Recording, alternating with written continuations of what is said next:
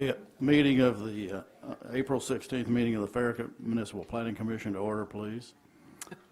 First thing on our agenda is the Citizens Forum. This is an opportunity for citizens to come forth and address the town and the commission on any items that aren't on the agenda.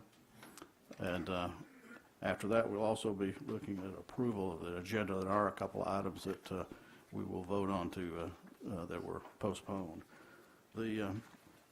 Are there any citizens that want to come forth and address the town? Come forward.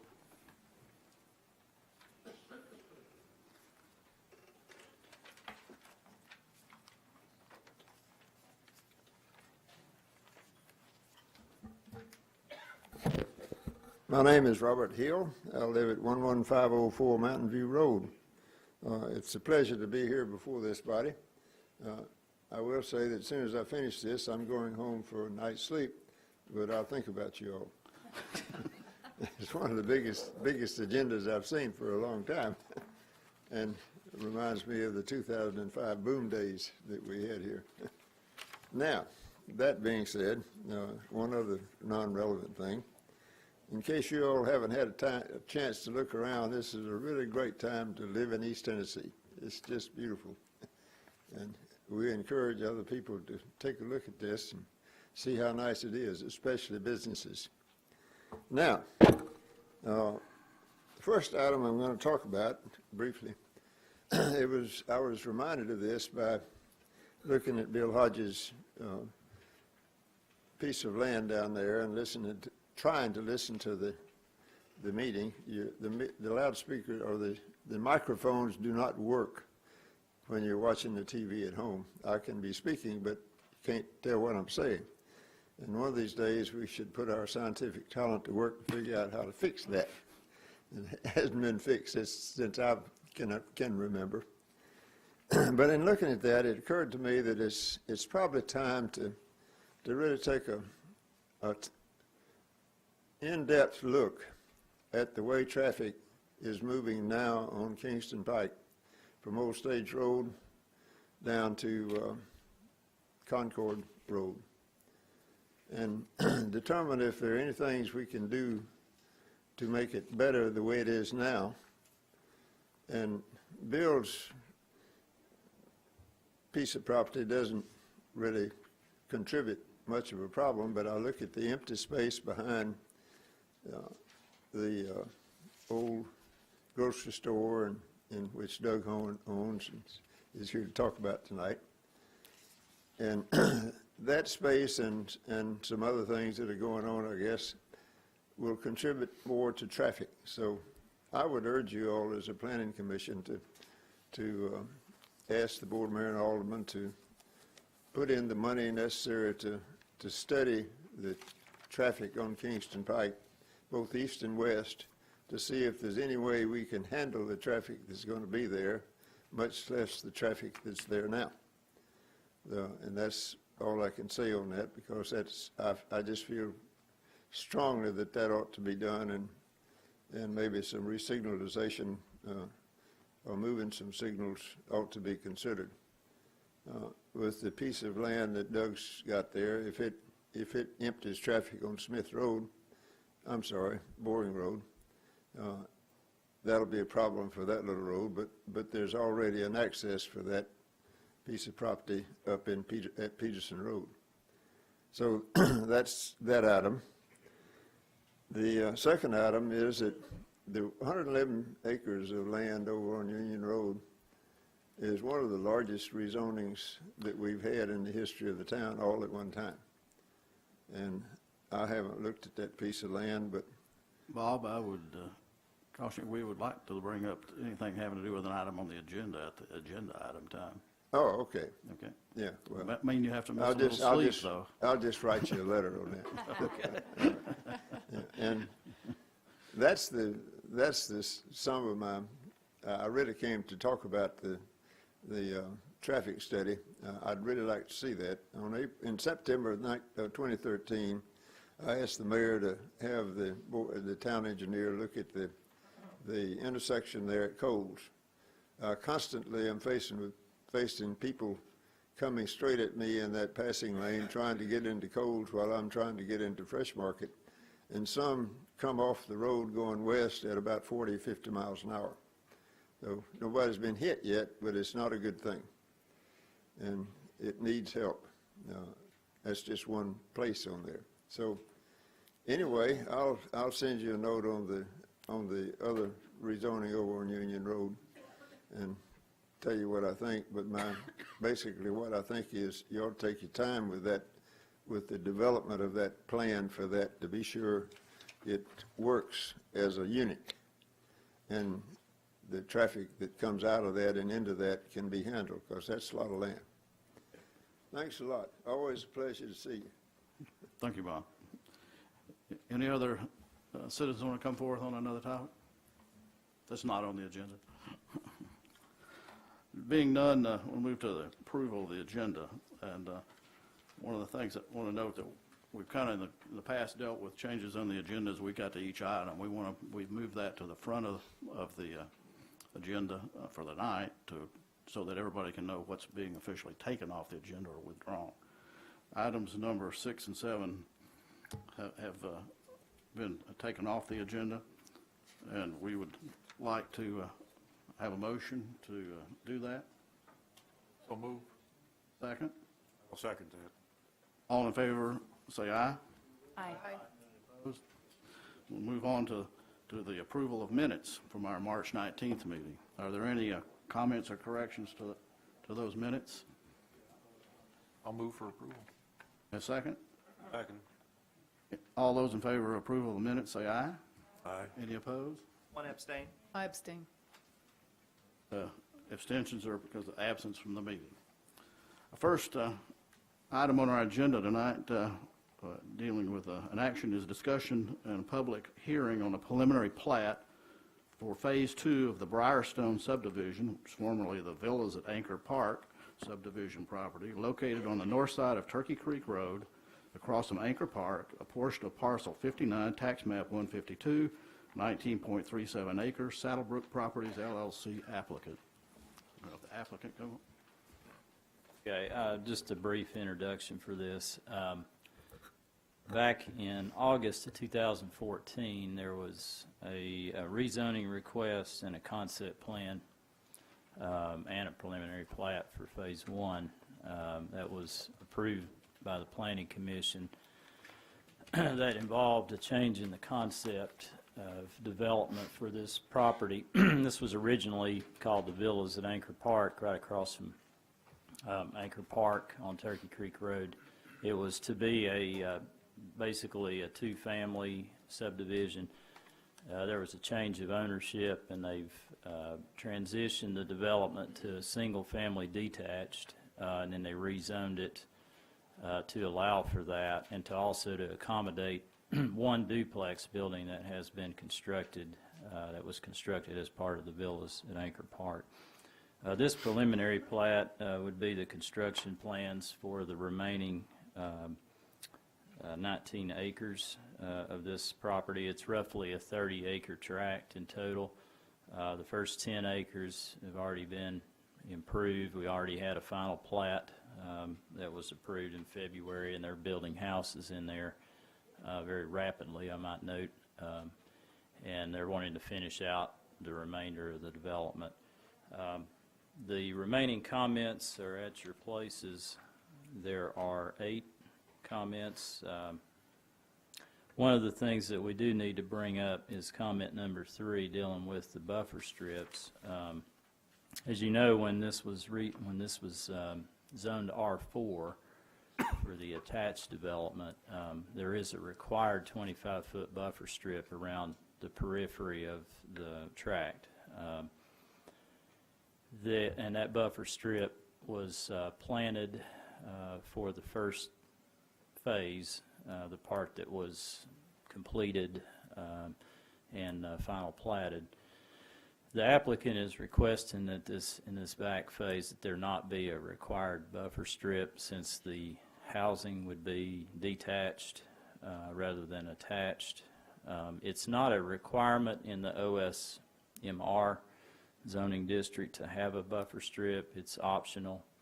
You know, the pro to having it is that you have a continuous buffer throughout the development, but then there is, I think, a valid argument for saying that the buffer may not be necessary in this context because you're going to have housing that's visually and functionally comparable to what's around it. That's a kind of the only really, I would say, significant comment from the staff's perspective. We just needed some guidance on what your thoughts were on whether the buffer strip should be continued in this phase of Briarstone. My name's Russ Rackley with Rackley Engineering, here representing the developer in this project. We would agree that we don't believe that a landscape buffer is necessary for single-family detached that's abutting R1 and R2 zone property around us, and the OSMR overlay is an overlay on R1, so our base zoning is now R1 with the overlay, the clustering overlay that y'all allow. We do understand in phase one that being that it was originally approved as R4, which does require the landscape buffer, and it was installed and will be maintained by the HOA, even though now we've transitioned to an R1 base with the OSMR overlay. We are providing for a 25-foot common area strip between the back of any of the lots and the periphery boundary. But we don't feel that the requirement for a landscape buffer, which is a fairly substantial requirement for plantings and such, is required, since the adjacent use is similar and the same zoning. And we have no issue with the rest of the comments. Comments, discussion from the members of the commission? I have one question, I guess. Yeah. But you're going to leave the buffer that's already been constructed, and that's going to be maintained? Oh, absolutely. Yeah, that's in phase one, yes. Mm-hmm. And with this layout and with the OSMR and the requirement for 35% open space, all the areas that are currently vegetated, that we are leaving vegetated, that can be left vegetated. So there's really only one section along there that where it's kind of an open field right now.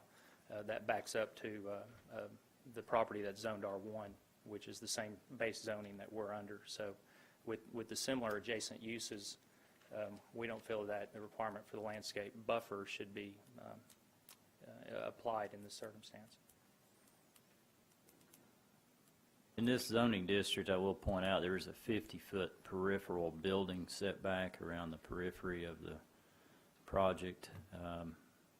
So that's a fairly substantial setback from any abutting existing communities or, you know, single-family homes or future developments. There's really functionalities there. It's the visual compatibility is really the other consideration that you're expressing. Yeah, the current buffer basically goes to the crest of the hill, and then of course, they're requesting for it not to be continued.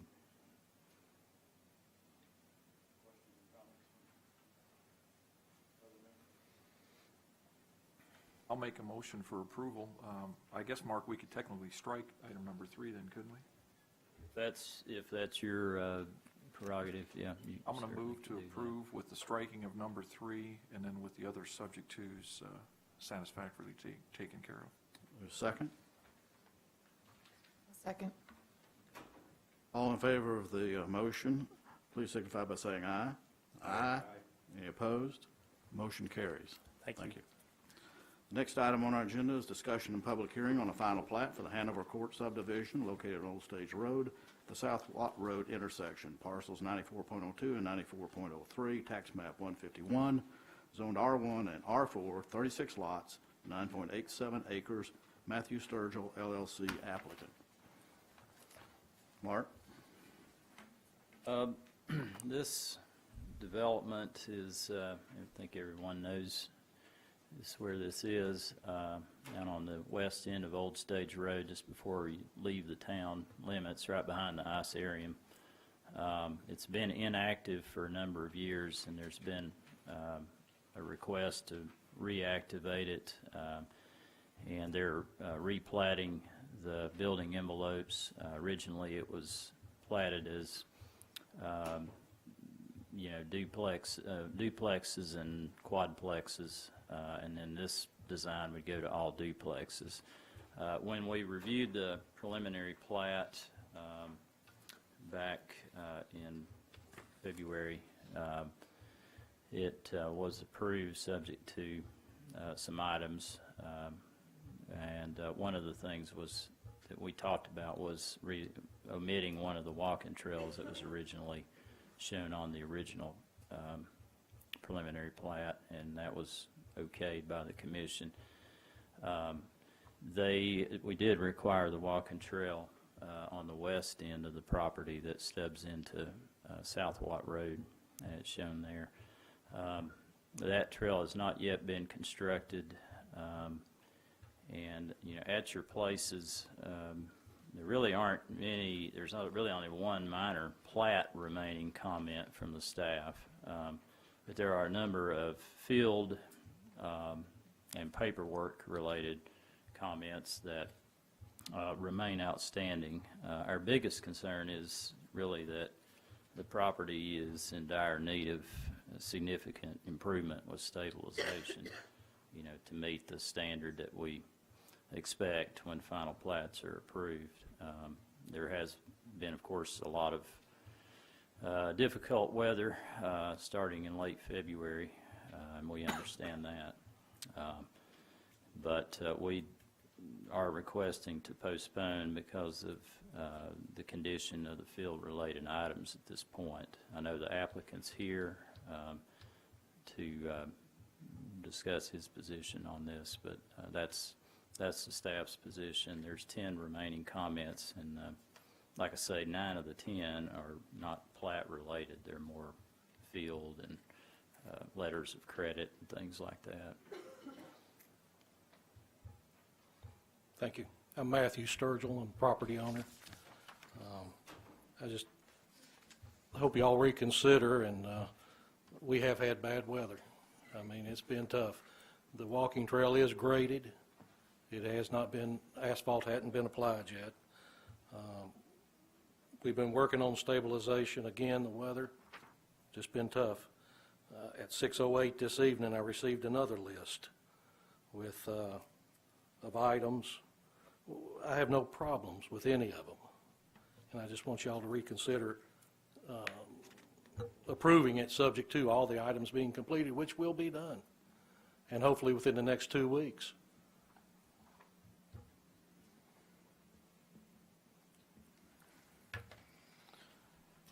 Any other comments? Sir? Any other comments? No, sir. Okay. Not at all. Any comments, questions from the members of the commission? I guess I can't see the harm in approving the plat due to the fact that the staff is still going to have to go through all these subject to items and make sure all the items are addressed in the field before the plat can be recorded. Yes, sir. So to me, it's really more of a formality. I think you're 90% there, and the reality is you can't sell lots until all these items are done anyway, and that you get a final sign-off on this. Unless I'm missing something, Yeah, that's I true. think it can be done. You do need some sunny weather to get Yes, sir. grass to grow and to get your grass seed down. But It could be. I just want to make it clear that we just don't, the staff doesn't want to get put in a position where, the site is, obviously way behind, and we're pressured to, sign something that doesn't meet our, the character and the condition that we hold people to in terms of signing off on final plats. But with that understanding, and I know Mr. Sturgill understands that, Yes, sir. it could be approved subject to those items if that's your. Well, I personally wouldn't have a problem with that because we still have that subject to language in there. I don't, other feelings? I'm fine with it. The only comment I have is that I think that it should be made absolutely clear to the staff that they can't issue any documents until the subject twos are in fact completed. with all the Understand. Considerations. And you would be the last one to sign the plat, so. That's right. If you want to drive by the site, you're welcome to do that too. Matt, so what they're saying I only is, do that. so. Honors of being secretary. you're not going to be able to whine and say, well, it's there, it just hasn't grown yet. No, sir. So you're going to have to follow by the same rules that everybody else has to understand. follow by. I don't- But at least this is one formality you can mark off Sure. the list, and Sure. once you get these items addressed, If it happens that we get done before, I just don't want to be put off to the next meeting, and then that much time's lapsed, and, I can understand. yeah, Definitely understand the weather. thank you. I have a motion. So moved. Second. All in favor of the motion to approve all these subject to the not 10 stipulations? Aye. That was your motion, correct? That was my motion. The motion is to approve the plat subject to the 10 items that are outlined. All in favor, signify by saying aye. Aye. Any opposed? Motion carries. Thank you. Items number 6 and 7 we approved to withdraw earlier. Move on to number 8, discussion and public hearing on a request to amend the 2012 Comprehensive Land Use Plan for the property located at 12639 Kingston Pike, 30.13 acres for medium-density residential and low-density residential to commercial. Horn Real Estate LLC applicant. Mark? Okay, I'm going to try to simplify this request a little bit. This property is, I think everybody knows where it's at. Kind of across from the old Weigels there at Way Station Trail on the north side of Kingston Pike. It's currently designated as 3 different land uses. Let me highlight this here.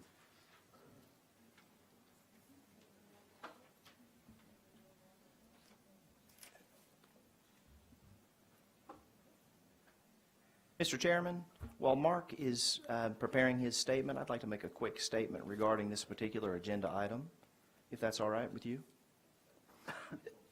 A couple of years ago, in the interest of full disclosure, the Swan family, which I've known PR Swan for 20 years, asked me to help broker the property. And one of the parties that we've worked with for the past 6 or so months is Mr. Horn. So I will be abstaining from the vote on any items that relate to this topic. However, I would like to be part of the discussion, if that's all right with you. Objections to the other commissioners, it's fine with me. Thank you. About a 25-acre tract, and like I say, this request is just talking about revisiting the future land use designation in our comprehensive plan. This is not related. It's related, but it's not rezoning.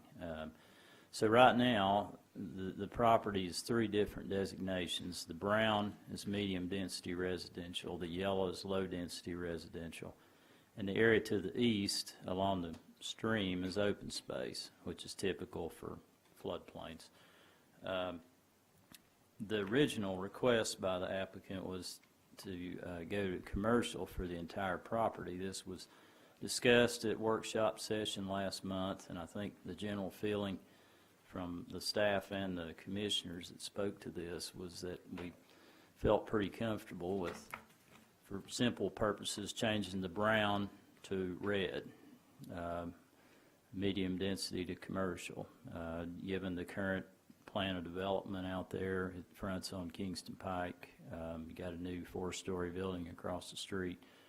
There was concern by the staff and commissioners about the yellow area, the low-density residential, because it does back up to Union Road and Fox Run subdivision to the east, northeast.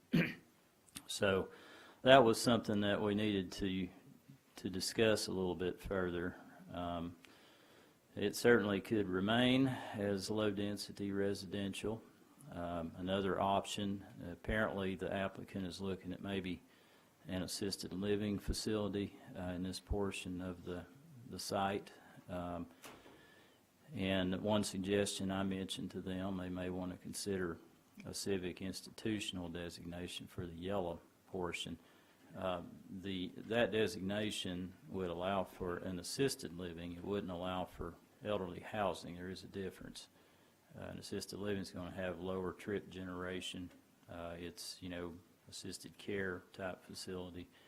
And there is civic institutional in these gray areas, kind of a bluish gray areas to the west.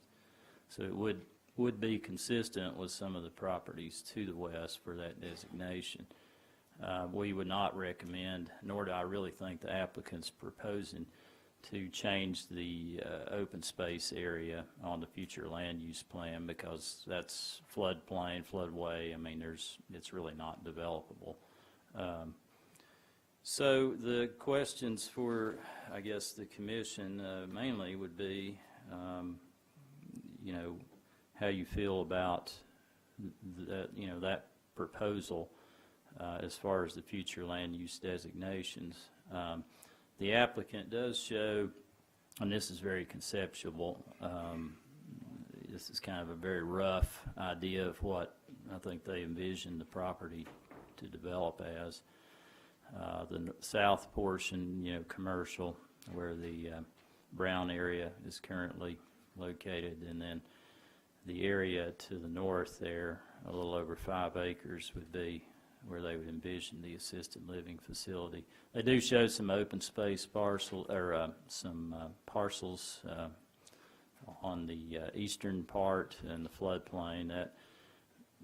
That really is not, most of that's not really developable. That would have to be modified, but this is very conceptual. We understand that. They also show a public street to be constructed that would line up with Way Station Trail and go all the way back to Union Road. Of course, as we talked about last month, anybody that's been on Union Road understands that it's a very narrow road. The staff's position certainly is if you're adding any more traffic to that roadway, there would have to be improvements made to Union Road to bring them up to standard with our subdivision regulation. The question of whether they want to take it all the way back to Union Road and to what degree the improvements would need to be from whatever they end up proposing are things that, we need to talk about. One option would be to take the road back far enough to service the development that they envision at this time, and then extend it onto Union Road once Union Road is actually brought up to our requirements in the subdivision regulations. I strongly feel that adding one additional car to that road without improving Union Road, it would be a big mistake. Anyway, that's kind of an overview. If I know the applicant's here, if y'all have any questions, I'd be happy to try to answer those. Mark, would you point out on this map the specific zonings that he asked for? Well, again, this is not a zoning question. Well, right, I know. But this, For the land use plan change? Like, yeah, okay, yeah, that's,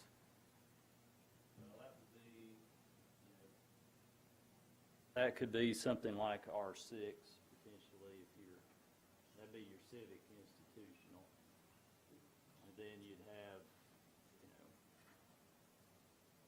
that portion would be commercial. And then, of course, this would be open space on the east, wherever the floodplain is. You have to keep in mind that the maps in the land use plan are raster based. They're not to the level of accuracy of a survey line. These are, just general visions of how we envision different properties to develop at some future date. So what they would have to keep in mind in terms of if they were going to rezone that, if civic institutional were deemed to be an appropriate future land use for the northern area, they would have to make sure if they were going to rezone that to R6 that they would have at least 5 acres, because that's the minimum lot size in R6.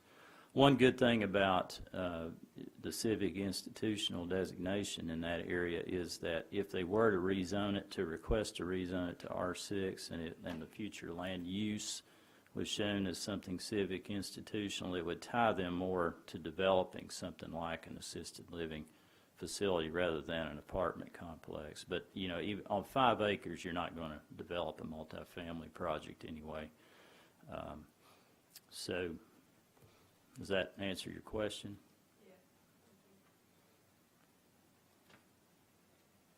Other questions or comments at this time from the commission? Applicant? Yes, good evening. My name is Paul Swan, so I'm here as the landowner. I live in Concord, North Carolina. My dad and my uncle, actually my uncle is Paul Swan, my dad's Bill Swan.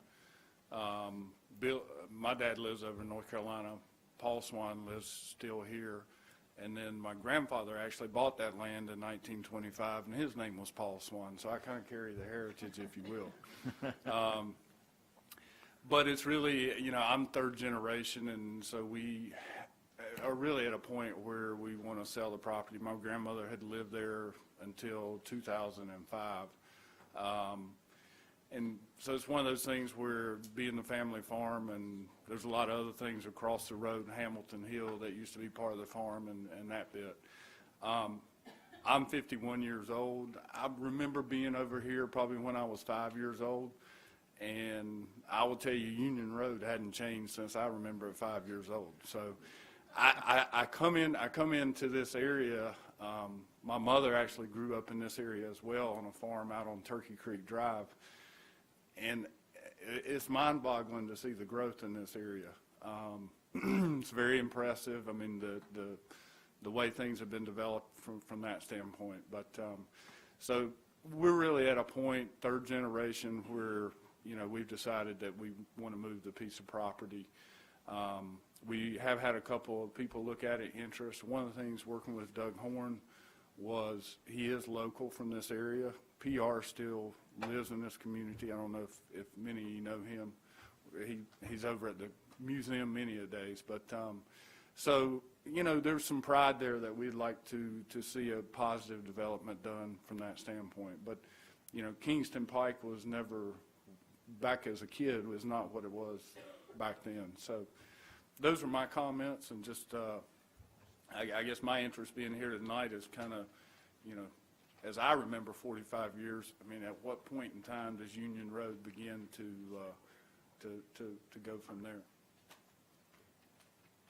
Thank you. I'm John Baker with Horn Properties. On the request on the future land use plan, we are designating a C1 on the front for a potential grocery and or retail. The back, as Mark said, is for more or less a assisted living type facility. That's going to be our planned use for this area. One clarification I want to make, what Mark said, as far as the open space requirements, we may have some discussion items for floodplain modifications, but we would not impact at all the floodway zone areas along that creek. And it has been discussion to have green belts or greenways for you know, the community to use that area, but we haven't fully designated the limits of the scope for our C1 expansion. One thing that we need for any type of commercial type use to bring into the community is the access that we're proposing from Kingston Pike back to Union Road. It's a level of service issue for the signalization. It also, in our opinion, it would help relieve anybody living to the west of this development. Ideally won't have to go all the way down to Everett Road. They can use this new access that we're proposing to access onto Kingston Pike. The Union Road is a secondary access. Our main proposed access is off Kingston Pike. Right now, this is our first step on trying to make this development go forward. It is a very positive thing for the community. There's nice sales tax incentives that will come back to the town for our commercial designation. To the effect, it depends on the user that we get put in place. So That's what I wanted to add at this time. Any questions that y'all have? Not at the moment, anybody? Okay. Well, I think we all know that we're going to have to face this issue with Union Road sooner or later. I don't know how we're going to do that yet, but it has to be within the conversation of this and other areas at the same time. I would feel comfortable for you to go ahead and build the commercial part, but you're saying you're not going to do that if you can't get to Union Road, and I'm not sure that it would really work that way, but, you know, if you put the right retail in there, people are going to go there whether they have to go back out on Kingston Pike or not. So those are the things we have to deal with, and I'm certainly willing to approve a rezoning at this point. Okay. Well, if I may add one thing, in a potential grocery type, a neighborhood type market or grocery, they look at housing, and they look at how the residents will access that facility. And by connecting to Union Road is a critical component on what they look at. Because they look at all the subdivisions in the perimeter and proximity of this site and the traffic patterns on how they get home, on which ways they go. And a majority of the traffic will come from the subdivisions to the west. They all go down towards Everett and hit the signal because they don't want to go out Hobbs Road. That is not a proven fact by any means, but that's what if you go down there and physically look at it, a lot of the traffic is going from the west to east because most of the subdivisions are in that line. I consider this potentially as a relief access onto Kingston Pike for the subdivisions from the west of that point. Because ideally, they're going to the signal for a safety pattern. So, and the grocer is going to look at that as well. Where can he draw the local residents to this facility to increase his sales? He's also going to draw from Loudoun County. But you're going to get the dividends being zoned in Farragut. So you're going to draw people from way west down past Dixie Lee because there's no grocery in this proximity. You're going to get quite a bit of, but one element they will look at is the accessibility from the road connections. I'm not really sure whether if they look at the access, they're looking at basically a goat trail.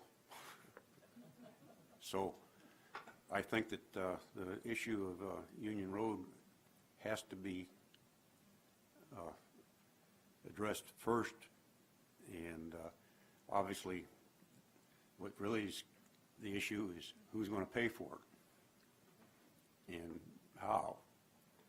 And I think there's got to be some substantial discussions on that before we can proceed with this, in my opinion. Okay. You know, if I may, I'll offer some thoughts on that. I live on one of the developments that feeds into Union Road, so I love Union Road. I hate to actually see it get wide, and I'm one of the rare ones because I just find it a little country road. But you know, when I look at this, I think it would be a benefit in the short run, certainly, and in the long run, to have the road go all the way through, and for a couple different reasons. First of all, other than the developments on Union Road, there's nobody else that's going to go back there to get to this. I mean, they'd be going around in a circle. So that doesn't make any sense. I think it will provide a certain amount of relief. I mean, it's not going to eliminate it to a great degree, but it certainly isn't going to add to it. You know, the developments that are to the west, depending on the level of draw for whatever is built here, they're going to come through and cut right through there. I mean, that's going to be the natural path. They're not going to go over to Hobbs Road, and they're certainly not going to go all the way over to Everett Road to come around. So I do think it would provide a certain amount of relief, and that there's nothing to argue about. Even though I like Union Road, it does need to be widened. I mean, there's nothing that we can disagree with there. But I don't see this adding to the problem. You know, we're going to be talking about another opportunity here shortly that would add to the problem a lot. But this would provide a certain amount of relief. I don't think it's going to be a measurable amount, but it'll be something. You know, we may have gotten a little bit into our next topic here. Yes. But let's get back to the fact that this is really looking at modifying the land use plan, comprehensive land use plan. Yes, sir. As a first step, we'll be talking about rezoning in the next agenda item, depending in that discussion. So some of this is very pertinent to the next discussion, but I think, I'm not expressing my desire, I think looking at that front end being commercial and the back being that CI time designation, I think so, we talked about last meeting. I'm okay with that myself personally. Fine with it, too. I do have a question. You said you were thinking about extending the commercial into the open space area. How much? That's yet to be determined. We would not impact anything in the floodways area. We couldn't. But Would there may you be. go all the way over to Union Road? No, ma'am. It would be, we're talking about to the east, where the creek runs more or less northwest to southeast. If we have to expand some parking area in a floodplain area, we would have to permit that to make it, to be that designation. It's those two lots, Betty, on the front that we don't want to lose. If it's flood plain, normally you can't fill that in. We're just talking about the two lots that you see on the site plan. In terms of this map, again, this is a very general, it's, the open space it would be hard to recreate that green area in the field. I mean, the idea is that the area along the east there, from the staff's perspective, should remain in terms of land use designation, open space. Now, whatever they can end up doing, developing the property, maybe on the edges of that, as long as it meets the requirements, that's fine, with us. But, generally the area along the stream should, and it is throughout the town, shown as open space. Did you want to say something else? Getting back to the land use plan. Well, from the land use plan perspective, are you trying to change that on the land use plan? Or is that something you're looking for? Will the land use plan still have the open space designation plus the, what would be now commercial and civic Basically, the institutional? brown would go to red, the Okay. yellow would go to bluish, gray, whatever that color is, and the green would stay the same. Okay. That's the staff's recommendation. Lauren, do you have any comments? I've got one question, just from a standpoint on Union Road. What is the time schedule? I mean, is it on a time schedule within the town of Farragut at some point in time to be upgraded, or? It's on our list. It's just not very soon. Okay.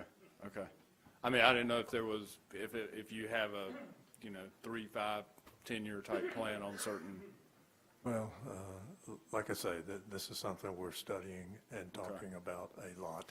I got you. No, I understand. Like I said, the 45 years I can remember, the road's always been the same. One of the things, and this was more locally from where I'm at, locally went through something kind of similar, and when I look at the road he's wanting to put through there, it allows the ability to do whatever type of construction in that access point. And that was something locally towards my house recently that I've just done. So, I mean, I do see a relief from it, from that standpoint. Other comments you all like to make?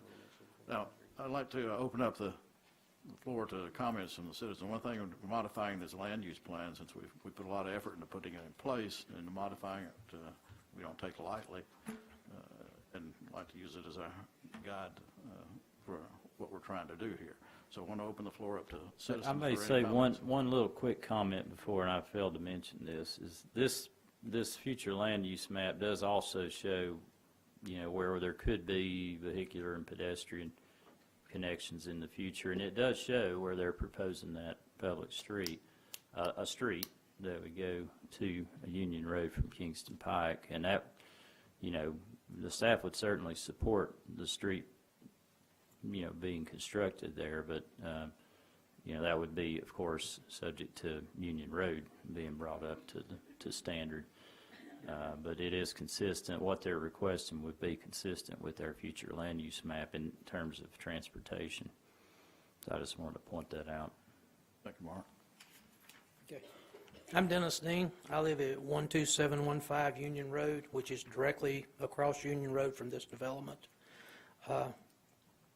Being generous, using my map or my tape measure, Union Road in front of my house is 8-foot wide lanes, 16-foot total width. I've got an F-150 full-size truck, mirror to mirror is 8 foot wide. You put any traffic on that road, you've got a problem. There's a problem now. This is just going to potentially add to it. There's no street connections from Kingston Pike to Union Road from Everett down to North Hobbs as we speak today. There are 10 houses in that section. There's 2 sections of the road that are improved right now, just right past Everett, past Fox Run, and from North Hobbs, just right past Saddle Ridge. In between there is nothing else. It's all bad road. I guess the point I'm going to with that is with 10 houses there, no commercial driveways go through, no commercial streets go through that connect to Union Road. Putting this street in, I think, will throw more traffic onto Union Road. In particular, if you put the street in as it's being developed, which way is the construction traffic going to get in and out of the property? They're probably not going to fight Kingston Pike. They're going to come down Union Road. How are the delivery trucks going to get to the businesses that you're putting in there? They're going to probably come in through Union Road versus fighting left-hand turns on Kingston Pike. I understand the development from the point of view that it's being made. I don't really have a problem with that, other than when you look at the traffic. And what you've got with the traffic is going to make a major difference. And if you put anything else out there, it's going to be a major, and I don't mean to sound like I'm disagreeing with people, but I guess I am. If you're going from Saddle Ridge subdivision to Turkey Creek, you don't get on Kingston Pike. You put this cut-through street through, you still won't get on Kingston Pike. You're still going to use Union Road. And that's my point, I guess, if I'm saying it is, you're not really going to alleviate the trouble on Union Road. You're going to add to it. Because people in Fox Run right now, as an example, would have to go out to Everett and come down Kingston Pike. You put this street in, they're going to run right down Union Road and come in the backside. And that's my concerns. Thank you. Any other comments from the audience?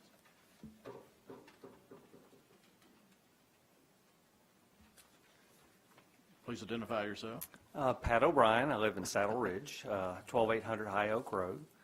I'm here because of the other development that we'll be talking about, but this one is one who I've lived here in this area for 26 years. Yes, Union Road's a problem. I tend to agree with Mr. Honkin, who also lives out there, that this is a place that if we add housing development, we're going to have more problems with that road. But this development is going to be potentially a help to us. I go down that road every day, multiple times. We're not adding any more housing there. So as one person, I would like to see something like this as opposed to other things that might go there. If any development goes on the other side, totally different thing. You add housing, totally different thing. The road is dangerous. It's tough. I ride my bicycle there. I ride my car there. It's got to be dealt with. But to hold these gentlemen up, I don't think that's worth doing, and I would actually, as a citizen who lives in the area, this one thing I might want to speak for. Thank you. Any other comments from the audience?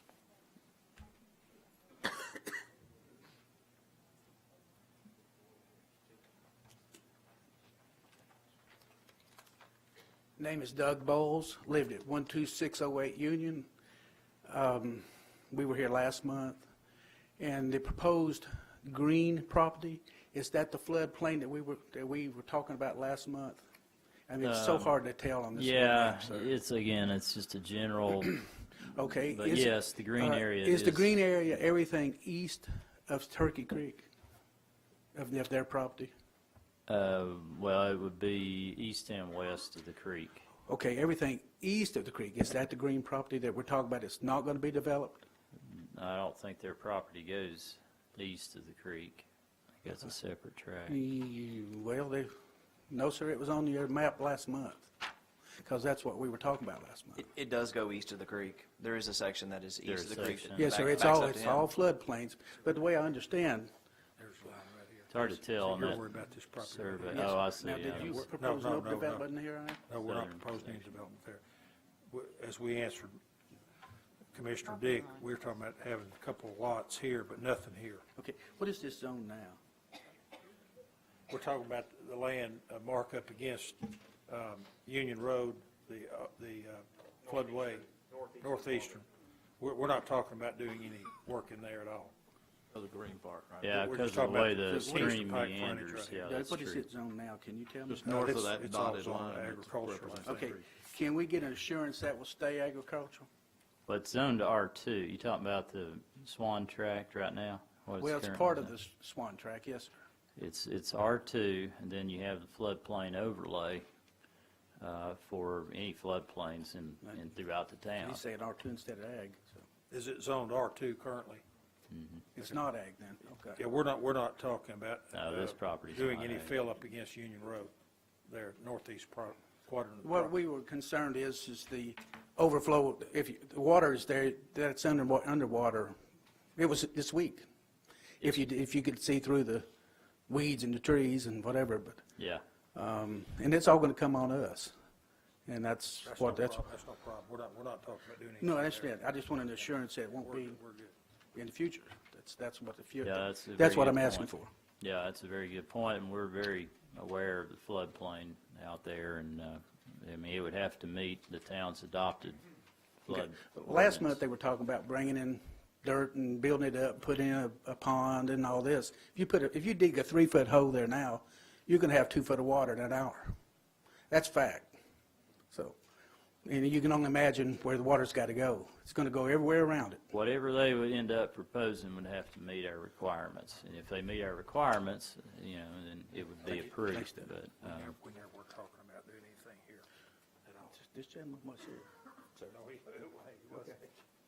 Mr. Bowe, if this thing proceeds, you'll have a chance to comment later Yes, in more detail, so, and get it, but I think you've got a general idea now. Yes, sir, well, Doug helped me out there. Thank you. Okay, thank you. Any other comments, questions? Let me just say, I'm Doug Horn, I live in Fox Den, and I think the mayor, a couple of commissioners have it all right. It's kind of a chicken and egg problem here. We can't get the food tenant to go here without access to Union Road. Of course, if we get, like Commissioner Hawkins said, if we get access to Union Road, if we get the project in and we have access to Union Road, the city will get a lot of benefits from the taxes and the additional revenues. But if we go to the companies we deal with and say, well, we just can't let all the subdivisions on Union Road access this new road that we're planning to build coming into the development, they'll just say, well, we just won't go. So I don't know how to solve that. I agree with the mayor. It's kind of a complicated little conundrum here as to what to do. But we if we could get the project built, then that would speed up the widening and work on Union Road, because you'd have more revenue, for one thing. You'd have more tax revenue to help you with the plan in 2 or 3 years when you want to widen Union Road. It's kind of a chicken egg problem. We just can't produce the chicken without hopefully getting some benefit eggs coming from some in the project. But it's good. We haven't had a lot of opposition in the community. They don't seem to be too concerned about this, and hopefully you can see your way clear on it. Thank you. What about your timeline? What are you looking at? We're looking, we'd like to start this year on the project. Yeah. All right, thanks. Yes. Yeah.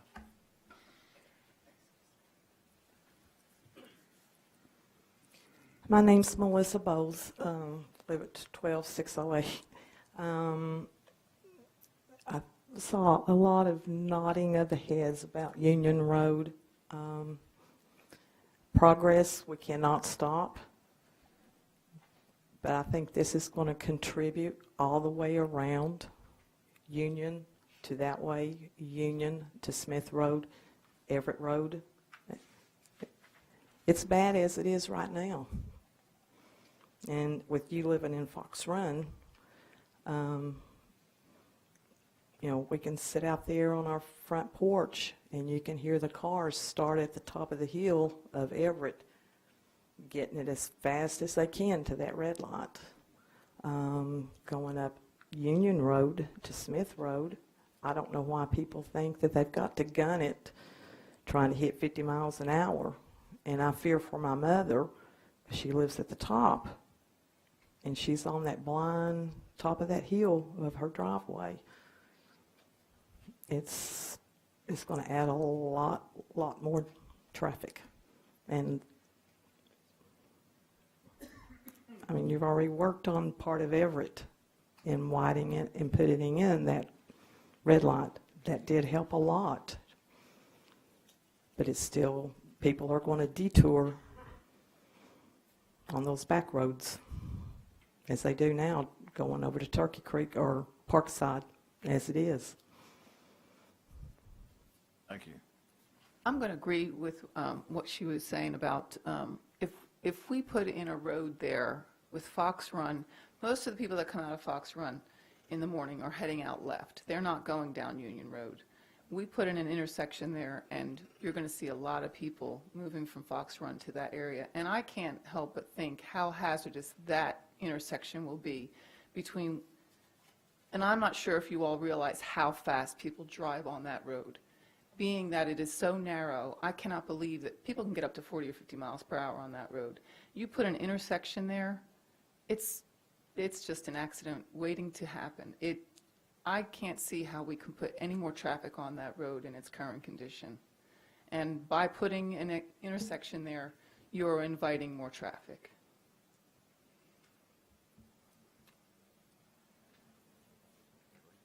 Any other comments from the audience?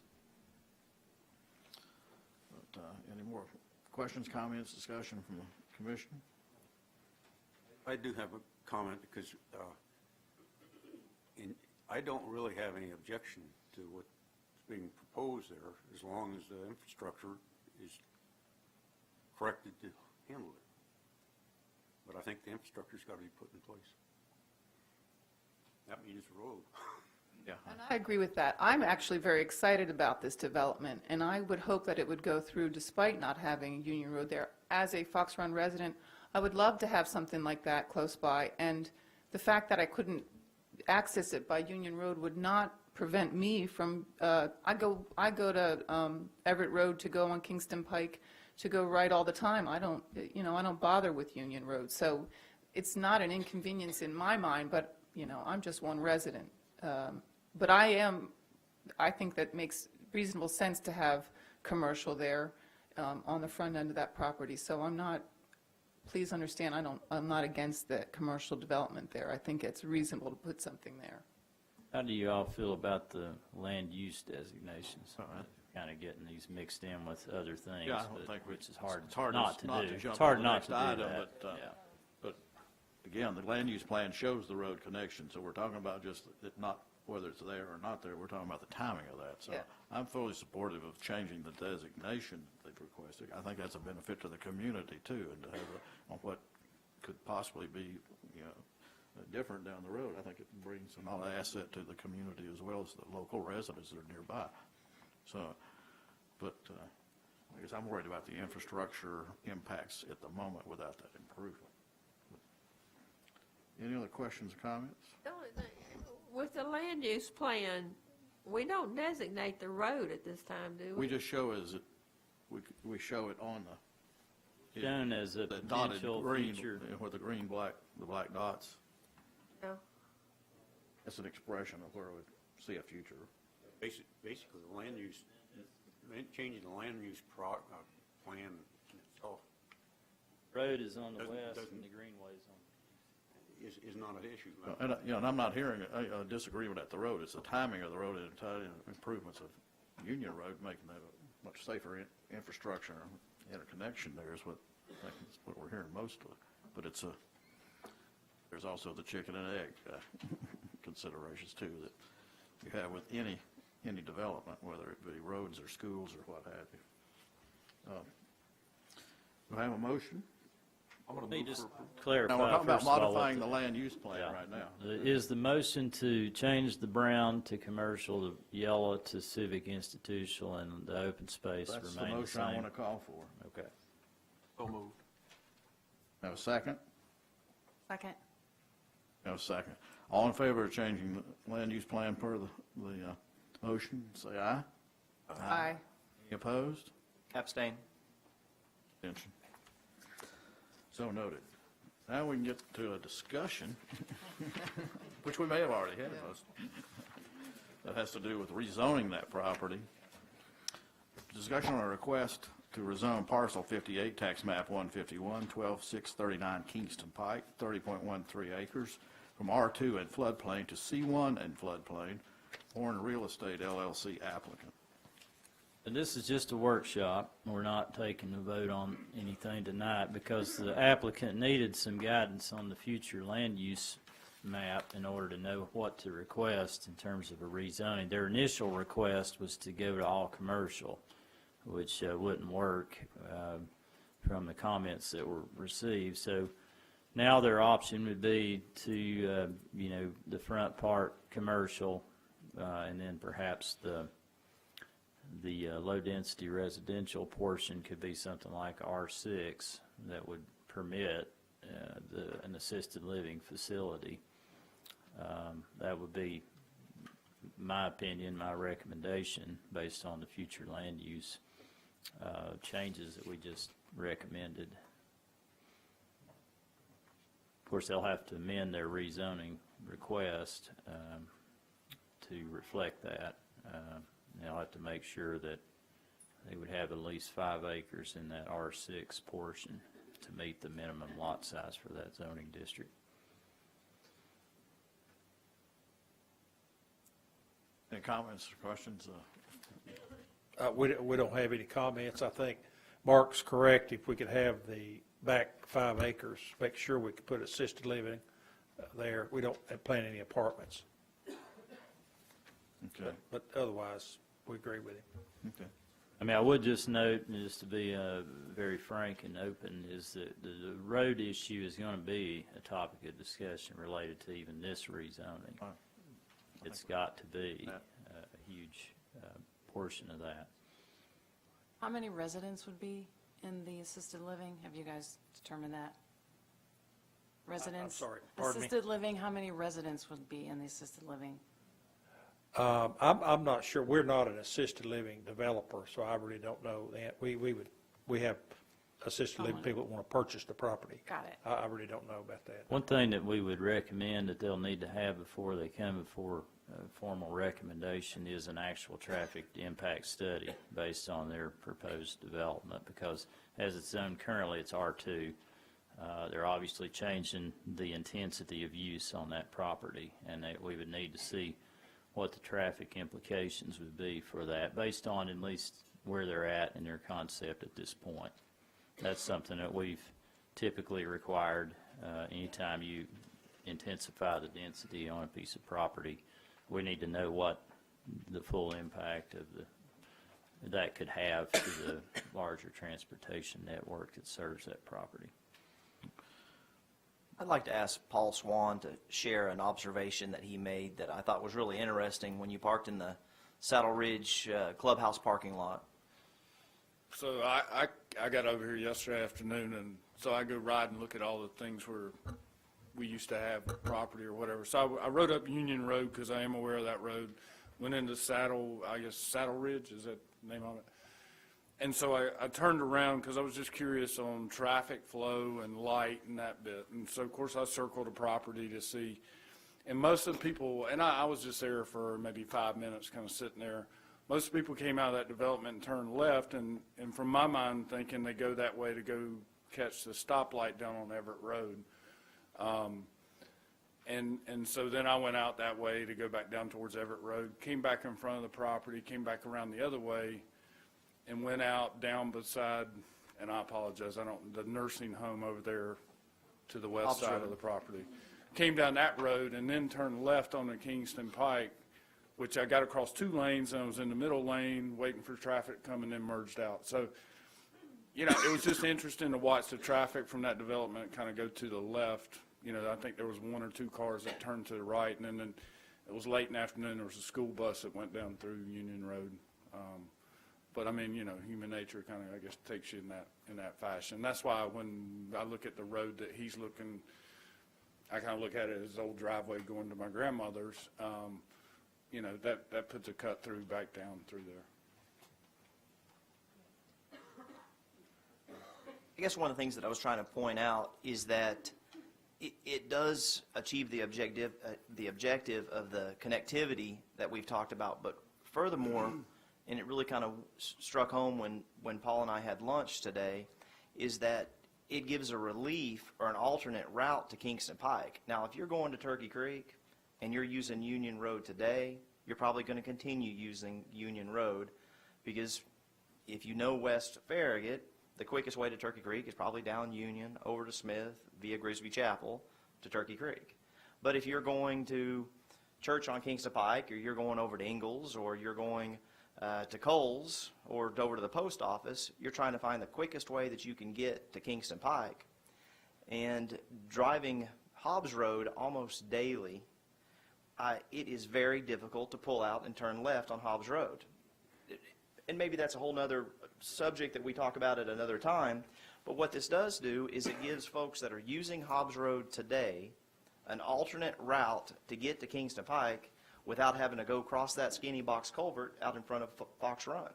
And it also gives them a quicker route to get to a light versus having to go Hobbs Road all the way down to Everett Road and then take the light. Because if you are trying to get out in the afternoon, especially at Hobbs Road and Kingston Pike, it is almost impossible. I mean, it's possible. You're just going to have to be patient of being able to make a left turn onto Kingston Pike. But a fully signalized intersection is going to address some of those concerns. It's not a perfect fix for a substandard road, but it does allow some relief of folks that are using that road today, a direct access to Kingston Pike with a stoplight. Yeah, I think that if we proceed, that we have the traffic study that comes out, gives us some more data to look at and evaluate it. I think we do it in the context where we have that available, and not disrespecting anybody's anecdotal information now, but it'll give us some more information for everybody here, more discussion based on what facts and input that we have. So I think we keep that certainly in the top of our mind. I think we're close on everything, but we need to really come to grips with that topic, as the mayor said, and of course it's been expressed on the other side. It was an easy decision. We wouldn't all be here discussing it this long. Any other discussion from anybody? I think from the commission, audience. All right, we'll go to the next discussion item. Sure. I'm sorry. Dennis Dean, I live right behind. Question I hear mentioned with this new street coming through is that you're going to put a light there. You can't put a light there until you've had a study to prove that there's enough traffic there to justify it, can Correct. you? Okay, just wanted to verify. Trust me, there will be enough. And in fact, I don't know if all of you know this or not, but we're getting a new light at, what's the road? Virtue Road. Because those of us that live in Sugarwood can't get out of our subdivision. And so we did a traffic count, and a light is warranted, and it'll be going in soon. Place for one, that's exactly. This discussion we're having now puts commercial on Union Road, correct? It would put a civic institutional All the way type across there? use. Okay. Right. But that is not commercial. That it would be eligible for R6, which is the multifamily, or assisted living. And I think the applicant would be satisfied with restricting the multifamily, kind of like what we talked about last fall on Grisby Chapel, saying, hey, you can be R6, you can be senior housing, but you cannot be apartments. However, a statement that was made earlier is 5 acres is not sufficient enough size for any kind of a multifamily developer to put in. Usually 200 units is the minimum number of units that an apartment developer, and based on 12 units an acre, well, you can do the math. You can't do it on 5 acres. It would just need to be an assisted living rather than elderly housing project. I want to make that distinction because that would be institutional versus residential to be consistent with the future land use map. Only go in an R6? Is It that can go in commercial or R6. Okay. That's the only residential zoning district. We wouldn't support going to commercial back there for the very reasons we talked about with the future land use map, but it could be under R6, yeah. I guess to further clarify to Miss Betty's question, the commercial would not be touching Union Road. Not commercial zoning. That's correct. The commercial zoning would not be touching Union Road. And we're moving to item number 10. Discussion on a request to rezone parcels 54.01, 57, and a portion of 54, tax map 151, 12723, 12733, and 12743, Union Road, 111.5 acres, from agricultural to R1/OSR Development Ventures GP applicant.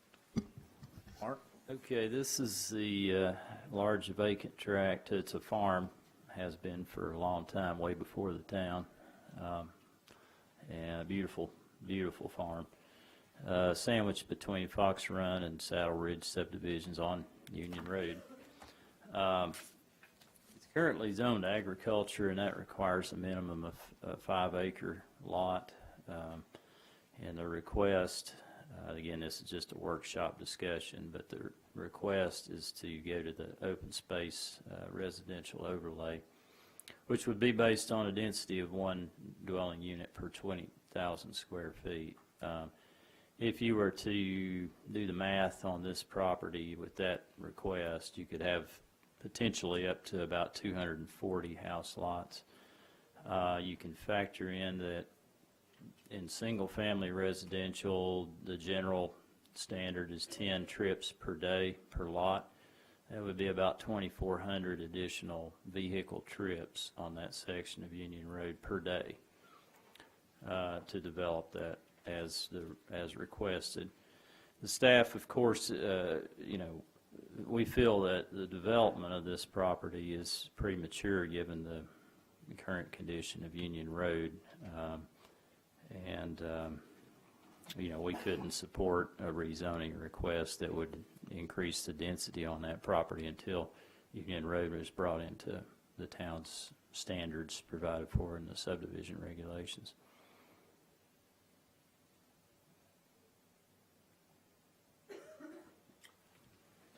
Mr. Chairman, members of the commission, I'm Arthur Seymour Jr., 550 West Main Avenue. I am here on behalf of the applicant. It's an interesting discussion tonight of the 9 items that are on or up that are not the ones that appear on every agenda. 5 basically deal with Union Road. 2 were withdrawn, as I understand. 6 and 7 were withdrawn. Correct. But it illustrates the continuing problem with Union Road, and I'll come back to that in a moment. As I understand Mr. Shipley's statement and his report, the zoning proposed is appropriate for this property. The Ivies are here tonight. Their family has owned this property for, I think, 100 years at least. They chose to keep it a farm until now, and because of various family factors, it's time to sell. Now they are going to be held hostage to Union Road, which has not happened to other owners in that area. There is perhaps a solution, but I would like to sort of have a general discussion about Union Road. Mr. Horn's proposal just before here is contingent, as I understand the sentiment, at least getting the road through there, on improvements to Union Road. So this is one of the substandard roads. I'll agree Union Road's not a thoroughfare, and it is narrow. However, it's time, it is a public road, and it is time for the town of Farragut to bite the bullet and do something about it. Otherwise, you're bringing, under your rules, as Mr. Shipley has pointed out, this whole area to a standstill. And that's where As you can see from the proposals, you had 3 distinct proposals tonight. You had the ones that were withdrawn, I assume because of the road condition. You have Mr. Horn's, which you'll learn more about later. And then you have the Ivy family's proposal via our client. The problem with Union Road is our client, the developer, would be willing to participate in a reasonable manner towards improving Union Road. It would have to be something that would be negotiated out. I don't know what Mr. Horn's position would be on that, and I wouldn't dare speak for him. But I think there is some private participation available. The problem is Union Road's way down your capital improvement project list. So until something is done there, the Ivies, who unfortunately waited too long, are going to be held hostage on their property if staff recommendation is followed. Now let me point out a couple of things, and this is just a discussion item. Mr. Cox, you may be able to respond to a couple of these, but there is a way to line up the main entrance into the proposed subdivision with the road Mr. Horn is proposing, which would give a straight shot out to Kingston Pike. And Mr. Horn, frankly, I didn't hear him say it, but I think any development, commercial development of a grocery store would be dependent on a traffic light there, and his development would warrant that. But that is something that can be done. Now, the timeline for the development of the Ivy property is not going to happen overnight. We're starting here in April with a public hearing on the zoning. It comes back in May or maybe June. The entitlement process, if we were able to go forward, would not be concluded until next year probably. Then you have after that the phasing of the project, and let's use Mr. Shipley's figure, a maximum of 241 homes, which might be a little high, but that's maxing the property out, I think, Mr. Shipley. This would be a phased development. You wouldn't suddenly, if you all at whatever meeting you took action on this said, all right, we agree the property should be rezoned, you would not have residential traffic up there until, at the earliest, I would say late 2016, which well over a year from now. And you would not max out, Mr. Cox, in a perfect world. What are you looking at, 4 or 5 years? 5 or more before you get the maximum build out of the project. It would be phased, as you know.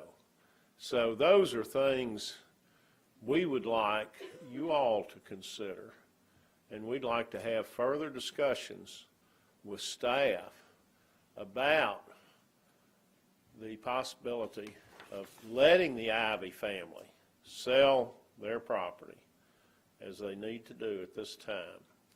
Let us work on phasing this in, and hopefully the town will step up to the plate and bring Union Road up to the standards that it wishes. We're here to answer. Mr. Rackley's here. He's the project engineer. Mr. Cox is here. But those are factors that I think ought to be taken into consideration on this, Mr. Chairman. Thank you, Mr. Seymour. Mr. Rackley, do you have any comments? Yeah. If you don't mind. Oh, excuse me. Goodness.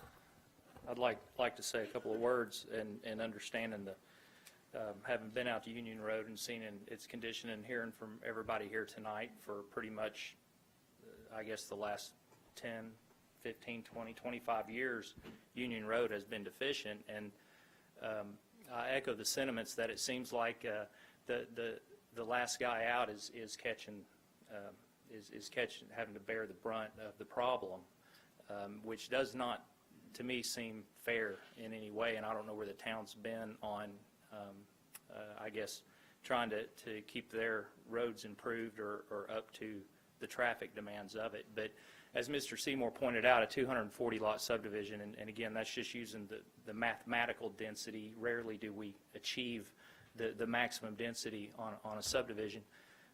Would be, even at 50 lots a year, would be 5 years, and that's hoping for a lot. It most likely would be 6 or 7 years in phasing before you ever saw that kind of density full build out. And that's just on the development side. That's not saying every lot would have a house on it in that timeline. Most developments, and Sheffield's a good example, that was started in the late 90s, and there may be 60 homes in there now. Still a phase left we haven't built yet, and so that's, you know, over a 15-year period. So you know, just granting rezoning is just acknowledging the highest and best use for the property with the long-range plan of the town and with the development around the property. That doesn't grant a development permit. There's still more steps. There's the concept plan that has to come in that fixes the density and the open space and the general alignment of the property. And then after that, you come in with your preliminary plat and engineering documents for the first phase of the project, which generally the entitlement process and all the way through to permitting and then close out is 24 months to go from this stage to having lots ready to build houses on is a 2-year process, and that's just for the first phase. So I guess it baffles me a little bit in how, when the Farragut Long Range 2025 Comprehensive Plan has this property identified for the same or more density than what the zoning that we're asking for, and all of a sudden they're saying, well, we can't do this because we need a new road, but we haven't really stopped long enough to think about that we have needed a new road for a while. So I would encourage you to understand, similar to the reference earlier to the traffic light at the intersection of Virtue Road, the traffic light is there because there's a need for it. And obviously there's been a need for a wider road here for some time. It's not going to go away. The road's going to need to be widened. I'm certain many developers would be willing to, in some kind of negotiated cost sharing, try to help out with that, but certainly not bear the full cost of fixing the town's problem for them that already exists. Undoubtedly, new development brings more traffic. The proposal on the Horn property with the connection, they need traffic. They need traffic to go through that new road so that the Kingston Pike signal warrant is justified. Without enough traffic, then they don't have a light, then their property's not as valuable. I could go on with driving characteristics of most human beings. I think we all have concerns about traffic on narrow roads, but a lot of us, especially the more seasoned drivers, always take the path of least resistance, which is the widest, clearest path with the most signals, so that we don't have to fight the hazards of left turns and left turns into turn lanes before we merge and stuff like that. So that's another discussion, and definitely one a traffic engineer could shed some light on. But I would encourage y'all to understand the timeline of the entire process and understand that rezoning is just agreeing that the proposed use meets the town's long-range plan for that property, which in this case, in my opinion, it does. Rezoning does not say they're going to be out there moving dirt tomorrow. They're still, a year away from that. Thank you. Ivy's want to make a comment at all, or? Mr. Ivy, do you want to come up and say something, sir? I mean,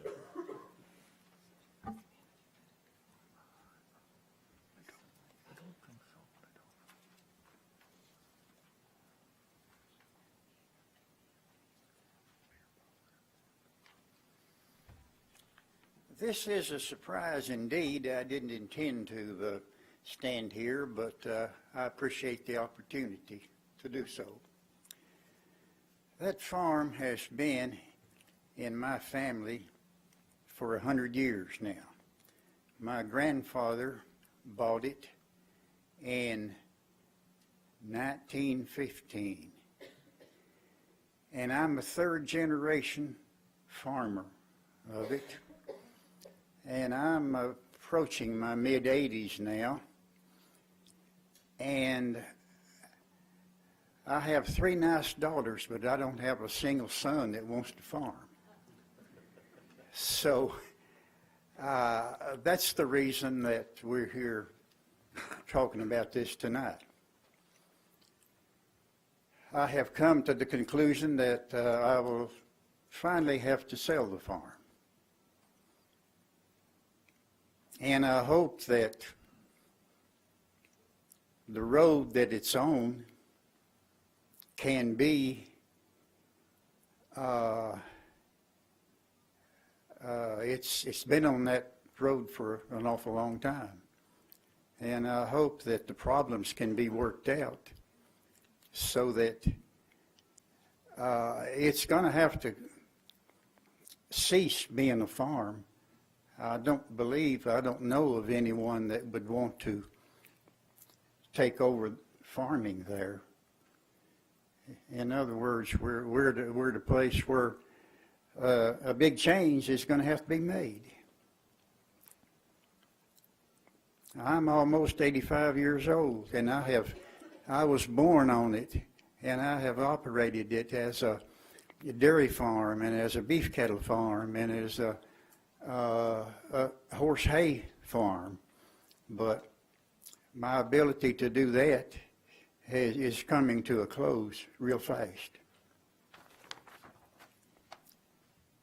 So I hope that it can be worked out to where it can be sold, and I don't know what other use there would be for it except a housing development, because it's got Settle Ridge on one side and also across the back, and it's got Fox Run on the other side.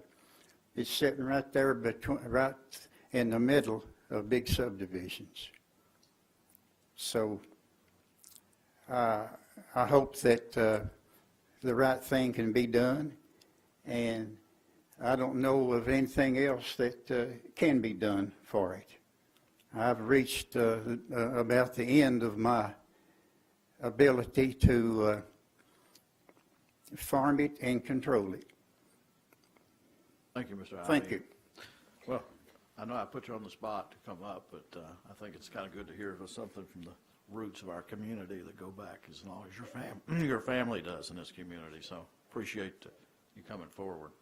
Any questions or comments from the commission? I'll make just a couple, and it seems like we're having topics tonight that kind of bleed into one another. So forgive me for that, but I think it's probably appropriate for now. You know, when we talk about the future of our community and the investments we need to make, there's been discussion about Union Road for a while, and quite frankly, we've had to move a couple things around to address some other needs. The biggest one coming up, which we'll begin here shortly, is the significant upgrade to Everett Road, because that's become a big problem. You know, we, as a community, we certainly have a limited number of funds.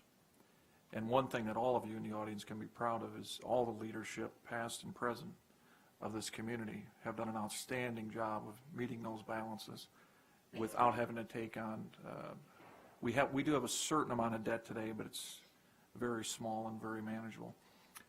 As we look at these, really where we're at as a community, we have to make decisions on the community as a whole, what the priorities are, and keep in mind that it's more than just the needs of any one spot of the community at any one time.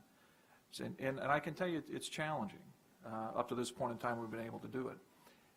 From my own personal perspective, is it an impossibility to deal with Union Road today? You know, we could probably deter a couple of things, and we could maybe spend some money a little bit earlier than we planned on, and maybe make it happen. One point of clarity, and this isn't in an argumentative way, please don't take it that way. When you talk about items 6 and 7 on the agenda, that really is a whole different section of Union Road. I really can't speak for the whole board, but I think most would agree, even though it has the same name, it really is two different projects. So just a point of clarity so everybody's on the same page. So Union Road is something we have to deal with. You know, we have no intention or desire to hold up anybody from exercising the use of their property.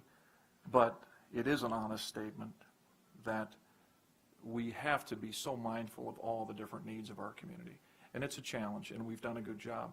I would encourage everybody to take time, look at the 5-year plan, look at where we're spending our money. And if you have thoughts and ideas on it, this is your time to send notes to the various leaders in the community and say, this is what I think we should do. The good thing is we don't have 500 items, we have about 40 or 50. And you can provide input on this because it is your town. So it's a great time to do that. And now, with that said, it's also an agenda item 13. yeah, it's going to be coming up, so stick around, I would hope. When it comes to the rezoning, personally, I don't have any problem with it. I agree with what Mr. Ivy said. It probably is the best use of the property. Sure going to miss that farm because I'm just an old country boy like you, so I'm going to miss it. But it is the best use, and I think, and I applaud your comments on behalf of the developer and having a willingness to work with us. That's a strong statement. So, you know, we have great leadership in the community. We have a great staff. I think it's worthy of getting all the parties together, talk about the what ifs and maybes and what the options are, and then this discussion is going to take a little while to get to the end result.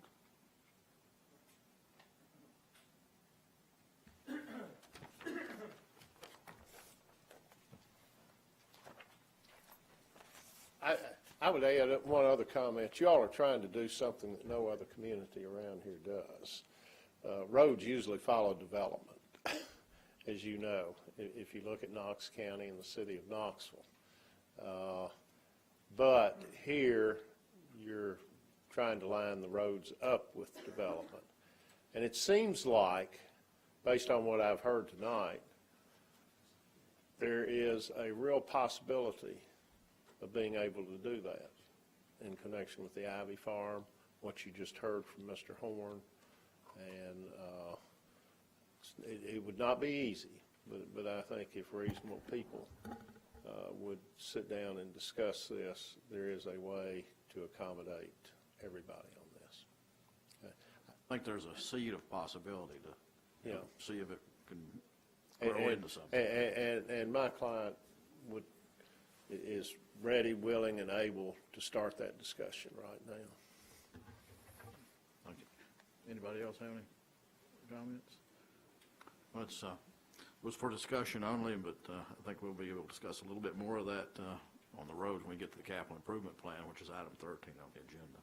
The next item up for discussion is a discussion on a request to amend the 2012 comprehensive land use plan for the property located to the west of Village Veterinary and to the east of the former Phillips 66 on Kingston Pike, 16.23 acres. Sir, are we still taking comments on the Abbey property? I've been waiting back there.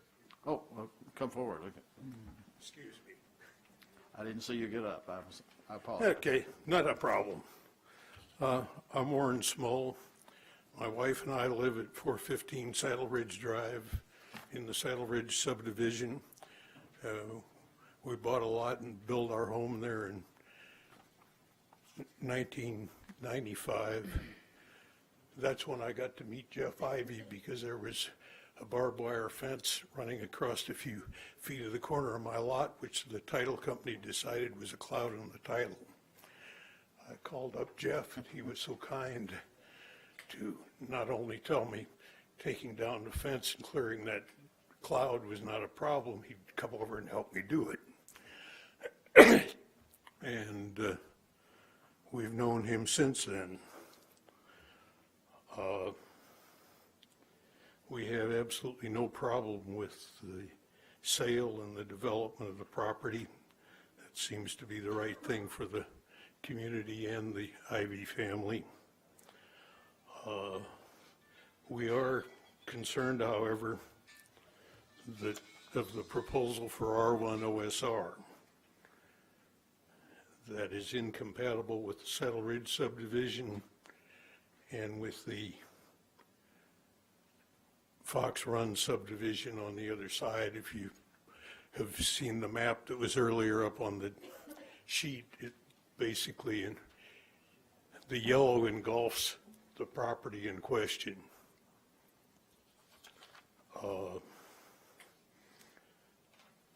Both of our subdivisions are, of course, zoned R2, and we'd like to see this property zoned that way also.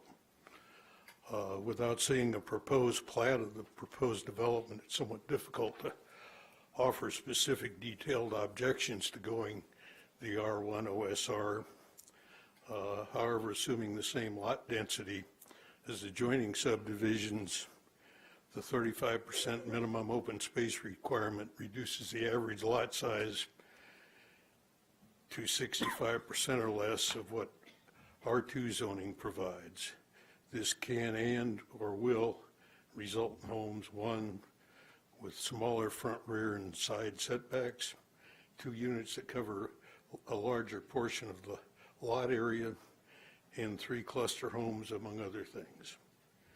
Going back in history, the first time development of the farm was proposed, Ruth Hawk pushed for R1 OSR zoning.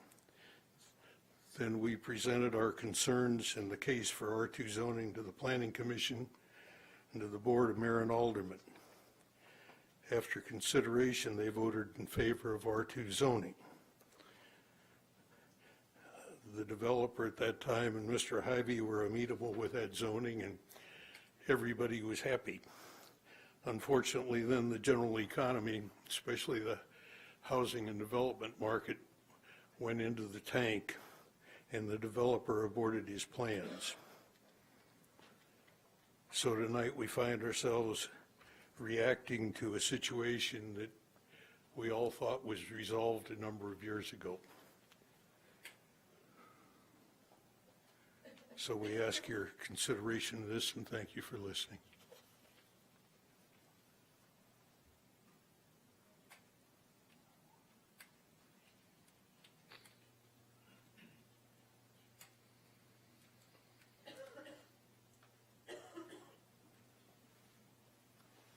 My name's Charles Robinette. I live at 441 Saddle Ridge Drive, pardon me.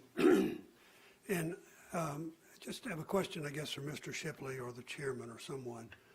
What really is the proposed density changed if this is rezoned R1 as opposed to Fox Run and Saddle Ridge?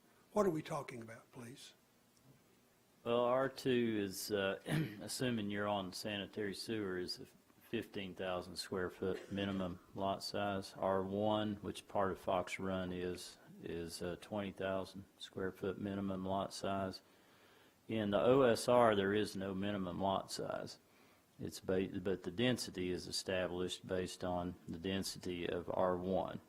So you take the total acreage, in this case 111 acres, multiply that by 43,560 and divide that by 20,000. And that tells you that theoretically you could get about 241 dwelling units on that property. They can be various sizes. Again, there is no minimum lot size. The buildings just have to be 20 feet apart. There's some, front setbacks and things like that. There is a 50-foot peripheral setback for buildings. That would be around the periphery of the tract. Which is a greater setback than you would have if it were rezoned to R1 or R2. Generally, OSR is applied to properties that have environmental limitations or environmental opportunities, however you want to look at it. This property has some of those, and we did put in the write-up that this could be a good candidate for the OSR. Of course, that's assuming that the road was taken care of to accommodate that change in density from what it's zoned currently. It's currently zoned agriculture, and it can be used as an agriculture property, which Jeff has used it for that for about 100 years, he said. It's the request to intensify the density that obviously creates the discussion on this road question. When you're going from 5 acres to 20,000 square feet, that's a huge change. And so that's a basic difference with like the R2 and R1 versus the OSR. There's a number of subdivisions in the town that are OSR, Bridgemore, for example, Sheffield, the Cove at Turkey Creek. It's part of Cool Springs. I don't know. I'm sure there's others I'm not thinking of. But it's a very popular zoning district because it does allow for environmentally sensitive areas to be protected as open space, and then cluster the development on the more developable parts of the property. But in order to do that and have that flexibility, we did take out the minimum lot size. So it is true what the gentleman just said, that in general the lot sizes would probably be smaller than you would have in Saddle Ridge and Fox Run. So it sounds like with that flexibility, there could potentially be quite a few more homes in here. Well, I mean, that's a debatable answer, really. It depends. I would argue that actually OSR would give you more real developable density than R2 because of its flexibility. In R2, you don't have the flexibility that you have in OSR. And in order to avoid those environmentally sensitive areas, which we would require anyway, that limits your ability to configure the public improvements in the lot layouts. So even though just from looking at it from pure numbers, the density could be lower, I would say as far as true developable property, the density would probably be equal, if not greater, with OSR versus R2. Okay. Thank you all for your service. We appreciate it. Thank you. Are there any more?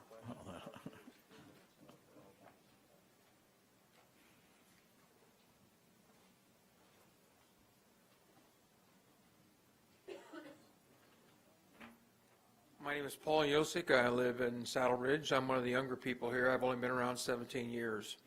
I just want to put my 2 cents in. I was around back when we went through this before. We all agreed that R2 was agreeable, that everybody went along with it to join the 2 other properties. I would like to continue to say that should be, I'm all for developing the property. No question it should be developed. Our area is growing, and it's a phenomenal area to live in. Saddle Ridge and all the subdivisions around us are wonderful. You've done a great job in developing those and helping the developers make the roads work right, and you'll make this other thing work on the road. But when it comes to redistricting or changing it from R1 to R2, I'm totally in disagreement with that.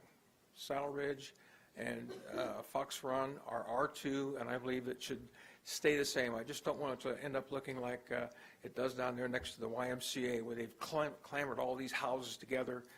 Go down by the new YMCA, and it looks terrible down there, that area where they have beautiful homes all spread apart, and then another area where they're all jammed together. It just doesn't look right. I'd like to keep my housing value and the housing value of all of us in that area who bought out there because of the way it was zoned, because of the way it was laid out. We believed that was the future and what the future was going to look like.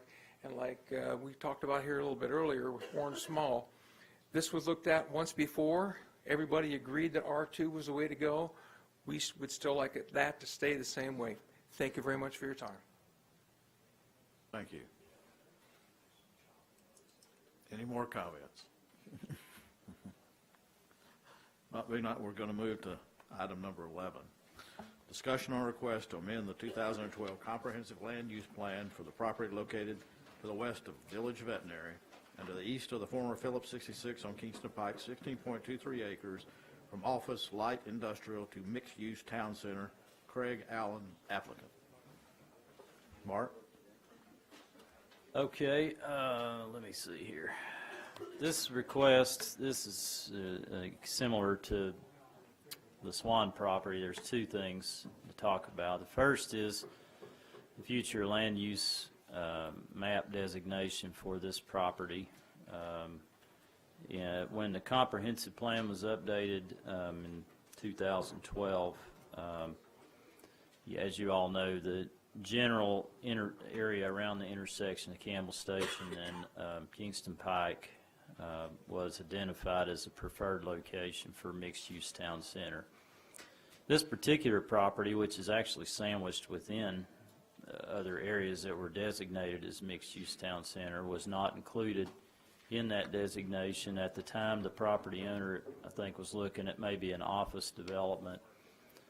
So the property is designated, as open space, of course, where the floodplain is, the green area, and then the blue area was office, light industrial. The property owner is kind of exploring the possibility of building a mixed-use town center, basically on the blue area. And they're requesting that future land use designation be reconsidered from office light industrial to mixed use town center. There's some things I know that the property owner wants to talk about with regards to kind of that relate to the next item dealing with the town center zoning district. But obviously the staff would view this request as something favorable. As you all know, the strategy one in our comprehensive plan was to try to bring about a downtown.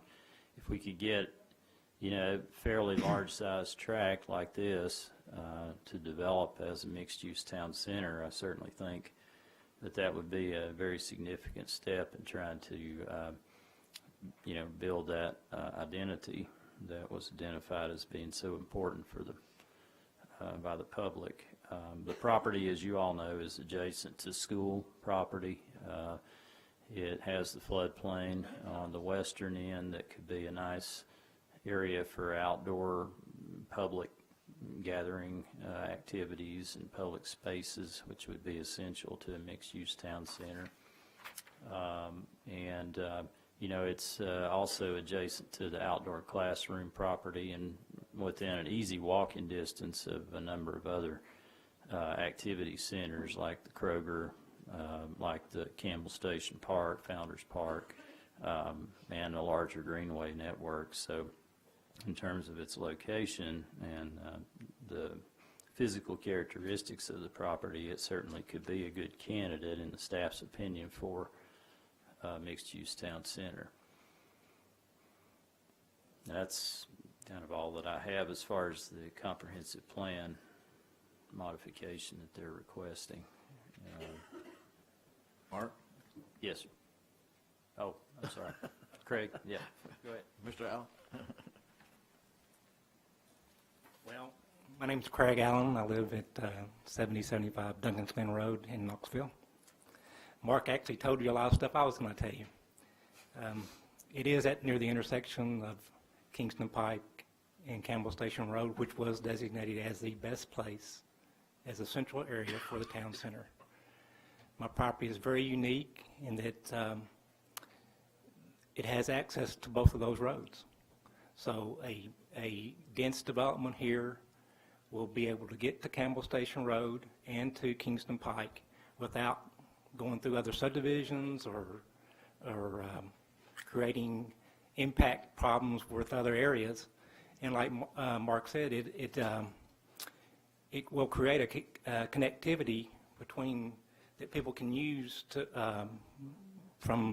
go to the park, to go to Kroger's, the library, and I think it's an ideal site for a mixed-use town center. And what we're talking about is something like retail and office on the first level and residential condos on the upper levels. And one thing that the way our property lays, you can put most of the parking underneath. So you don't have a big expanse of a parking lot. Most of the parking will fit underneath the parking of the project or behind the buildings. And so architecturally, it will be very appealing to the people that would come there. And I think it will become, could be a major part of creating a downtown. I mean, it's just one piece, but there could be other pieces. And I think it lends itself very well for that. I think you're absolutely right. This will be a good start. I'm a little curious about how many residential units would you have in there? Well, it's 190. And that limitation is because of the 4 stories. Yeah. I really think it needs more than that. I think to create what you want to do is have enough people there that can use the coffee shop and the bakery or the ice cream shop on a daily basis. So I think it takes 500 people. I think it needs to be taller. And if you go in, I would love for y'all to come over there and look at it. When you get in there and see how the buildings will lay, it doesn't, they're not like they're right there on Kingston Pike. There's a big buffer area on the front that will, I think, be beneficial to the people that live there because they're not going to be right there, with a lot of traffic right there on top of them. And I think it, the way the property lays, it would be very beneficial for a mixed-use development. Well, I'll say it again. I think this will be a good start. So when can you start? I know, I was going to say. That's part of the process. It's a big deal. Obviously, I would probably phase it in because it's, it's $50 or $60 million deal, and so it would take some time to do. But I'd say if y'all would be agreeable to this, then I would start with trying to come up with some architectural plans and do some cost analysis and see how it would work out. How long have you owned the property? I bought the property in 2008, right after Lehman Brothers failed. I thought it was, I knew the market was going to go crashing, but I think it's one of the best pieces of property around, and so I took advantage of an opportunity to buy it, even though I probably should have put my money in the stock market at the time. It was a better deal, but I think in the long run, it's a fabulous piece of property. How many acres is it? It's 16.23. Have you talked to the folks that run Village Vet just to get their take on the idea, or just curious if you've talked to your potential neighbors here? Well, no. Okay. I mean, I've talked to them before. I mean, I actually built that little road. That road is on my property, and I built that basically for them because I'm not using it.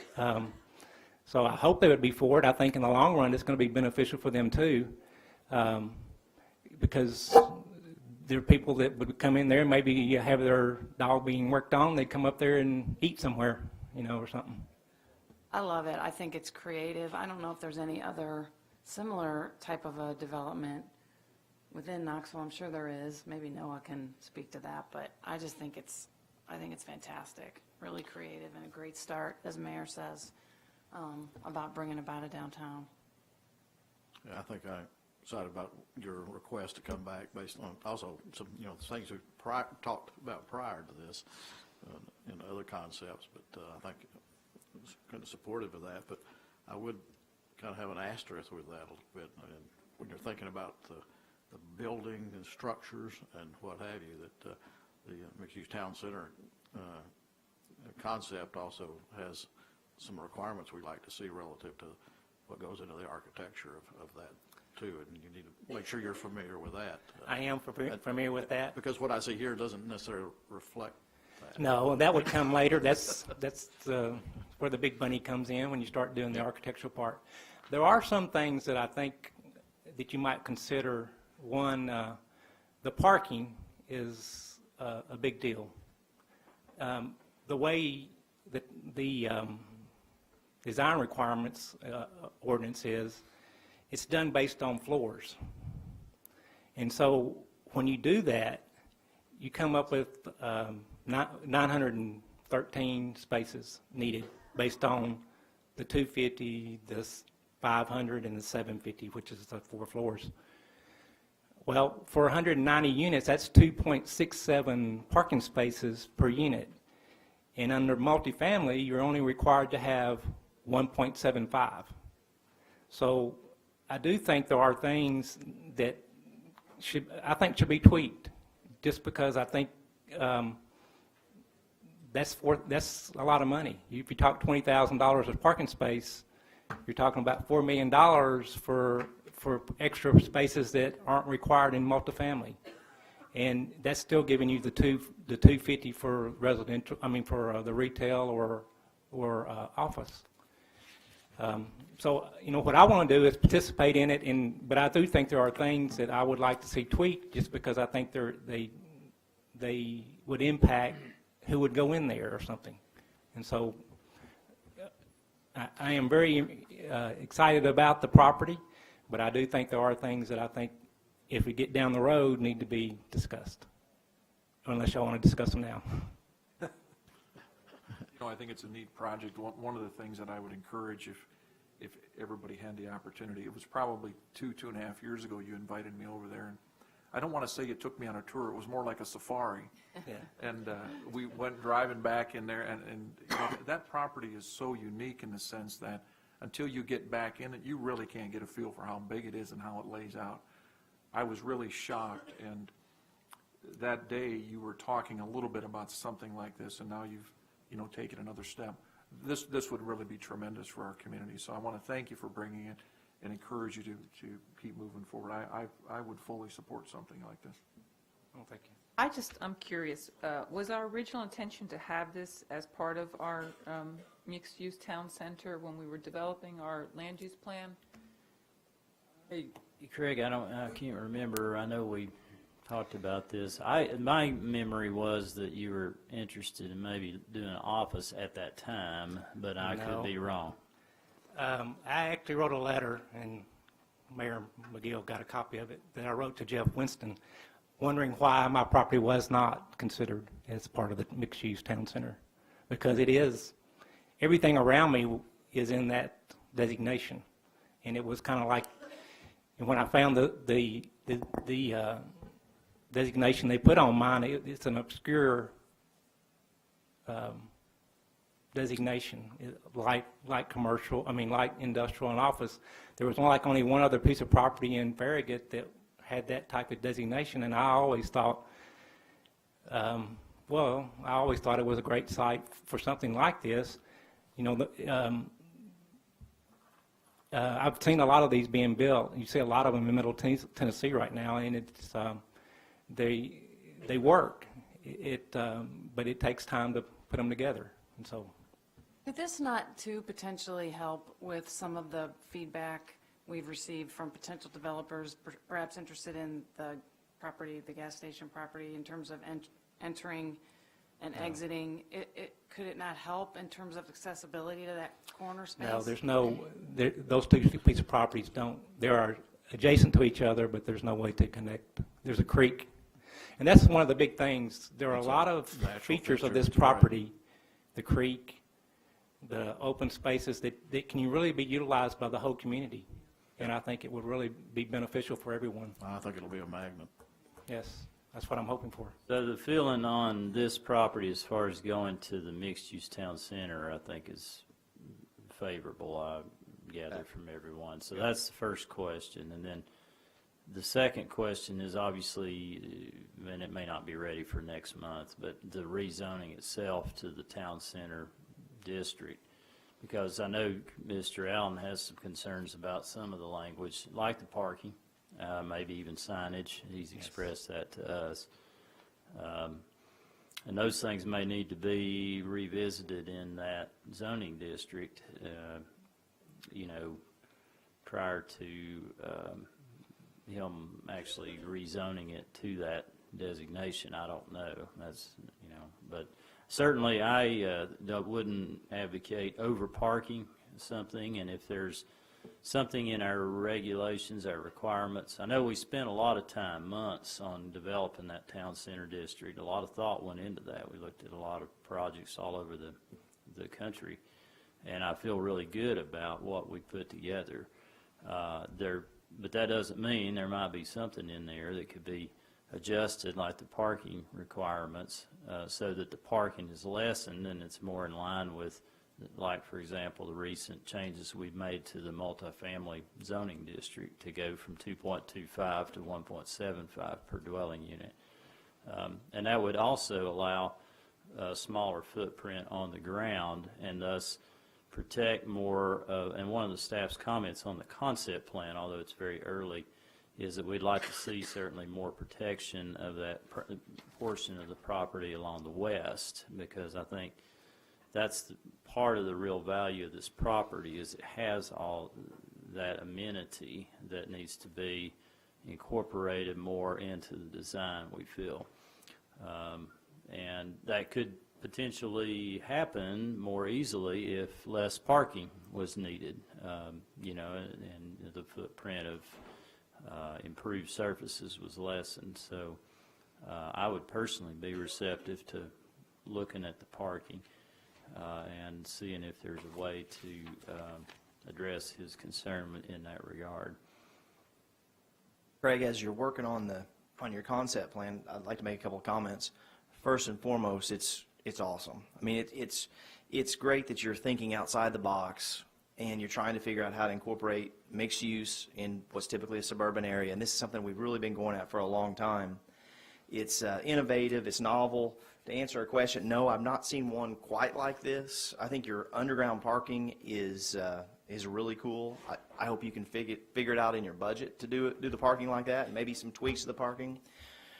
So with that said, the one thing that I think would be a big selling point and add a lot of attractiveness to your project is that main aisle down the middle. And we're a little premature talking about this. We're not to the site plan stage, but you are at the concept plan stage. Is if you could get, instead of feeling like a parking lot, if you could get it to maybe feel more like a streetscape. Maybe, and one of the things that I personally incorporated that just gives a little bit more of a feel of easier walking across what's otherwise a parking lot is angled parking. And matter of fact, I think I'd seen it in one of Mark's comments. But if that main road down the middle of that project, right now it kind of feels like a parking lot in an apartment complex. But I think if you could, there's some things you could do streetscape-wise. A lot of that I think would be landscaping. And I know Michael has done a great job on many projects around town with landscaping. But I think a lot of it is I'd really encourage you to consider angled parking and maybe having some separation of some of your parking areas where you could have like a little outdoor patio for your bakery or a deli or something like that. Hi, my name is Michael Verson. I'm a landscape architect planner, and we've had a lot of fun working on this project. It's not often we get a client who's interested in doing something unique and wants to address both the characteristics of the property and the community.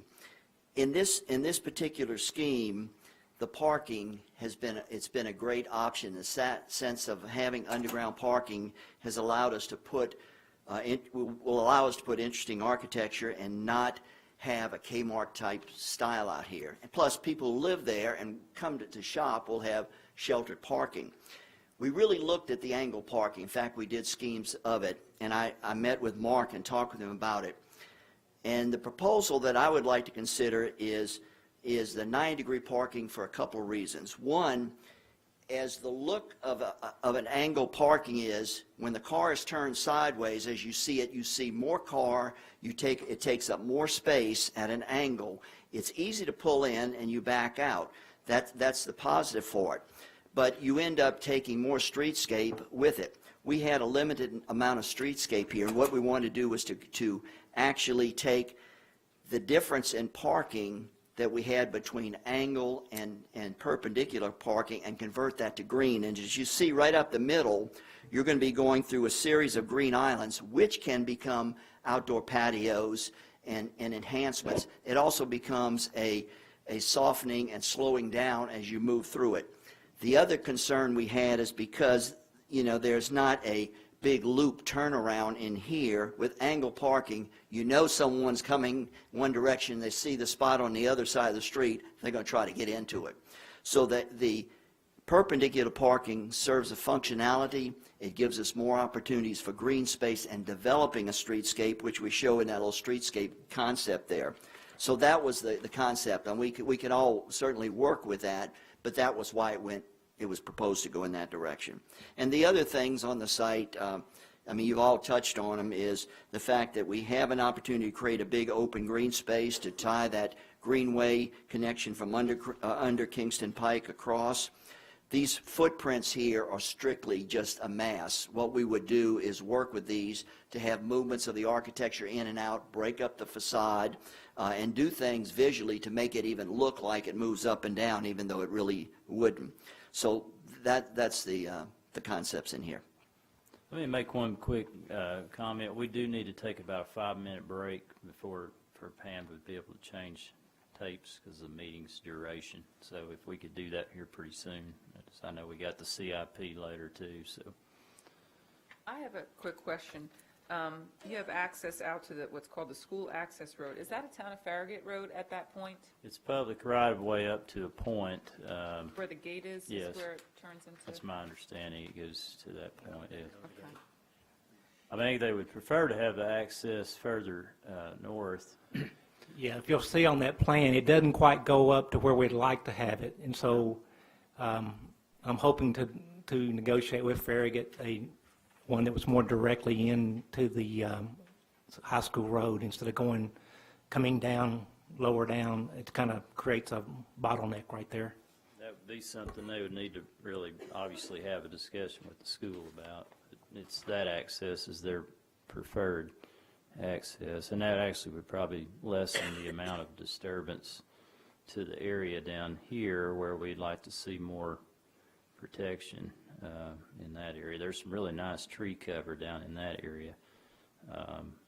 And again, if we could lessen the parking, that may help with regard to providing more, plaza, open space, gathering areas of passive use that would dovetail in with that outdoor classroom property. We do need to take a real quick break, if you don't mind. I don't mind that at all. I was hoping maybe we could try and wrap in. Are we coming back to this subject after the break, or no? We can, but I would just remind everybody, all we're talking about is a discussion to change the land use plan and the zoning. And I don't want to get too far into concept discussion needlessly at this point in time. I mean, I think number one, the thing you need to know, I think and I don't want to speak for everybody, but there's a flexibility here to listen to things like you brought up on the parking. I mean, we have some things we want to see in this mixed town center, but also we got to see how it's implemented and as we go. We've just Road wouldn't have to be a through road, would it? He's talking about making it one way and taking the bridge out so that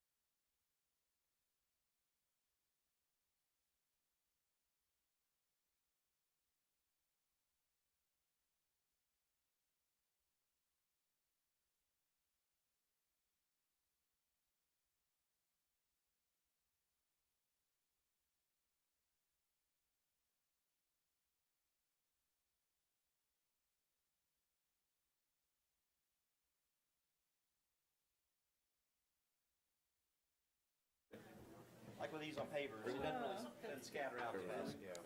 Well, that's a good idea. That'd be fine too. Just don't pack it so hard that that concrete can't move with your temperature. Yeah. I'm too far south of Mason-Dixon, I don't understand that. Don't pack it in there. Yeah. Just let gravity take it. All here. Well, I think everybody back? Yeah, okay, counting noses here, okay. We'll reconvene our meeting with item number 13. Discussion and public hearing on the FY 2016-2020 Capital Investment Plan. Thank you, Mr. Chairman. The CIP, Capital Investment Plan, is a 5-year plan that is adopted annually with the town budget. The projects listed in the following presentation have been identified by the board and the staff as priorities for this year. Each year, the board does a strategic planning session. We offer the projects and programs to the board, and they'll vote on them. Part of the Planning Commission's responsibility is to review all capital projects within the town. And what I'm looking for tonight is, after I run through these projects, is a recommendation for approval as proposed or approval with modifications. I have a feeling there might be some modifications, so I'll run through these. If you have any questions, stop me along the way. A lot of these projects you've seen in previous years. We've added a few you haven't seen, and we can talk about those as we go along.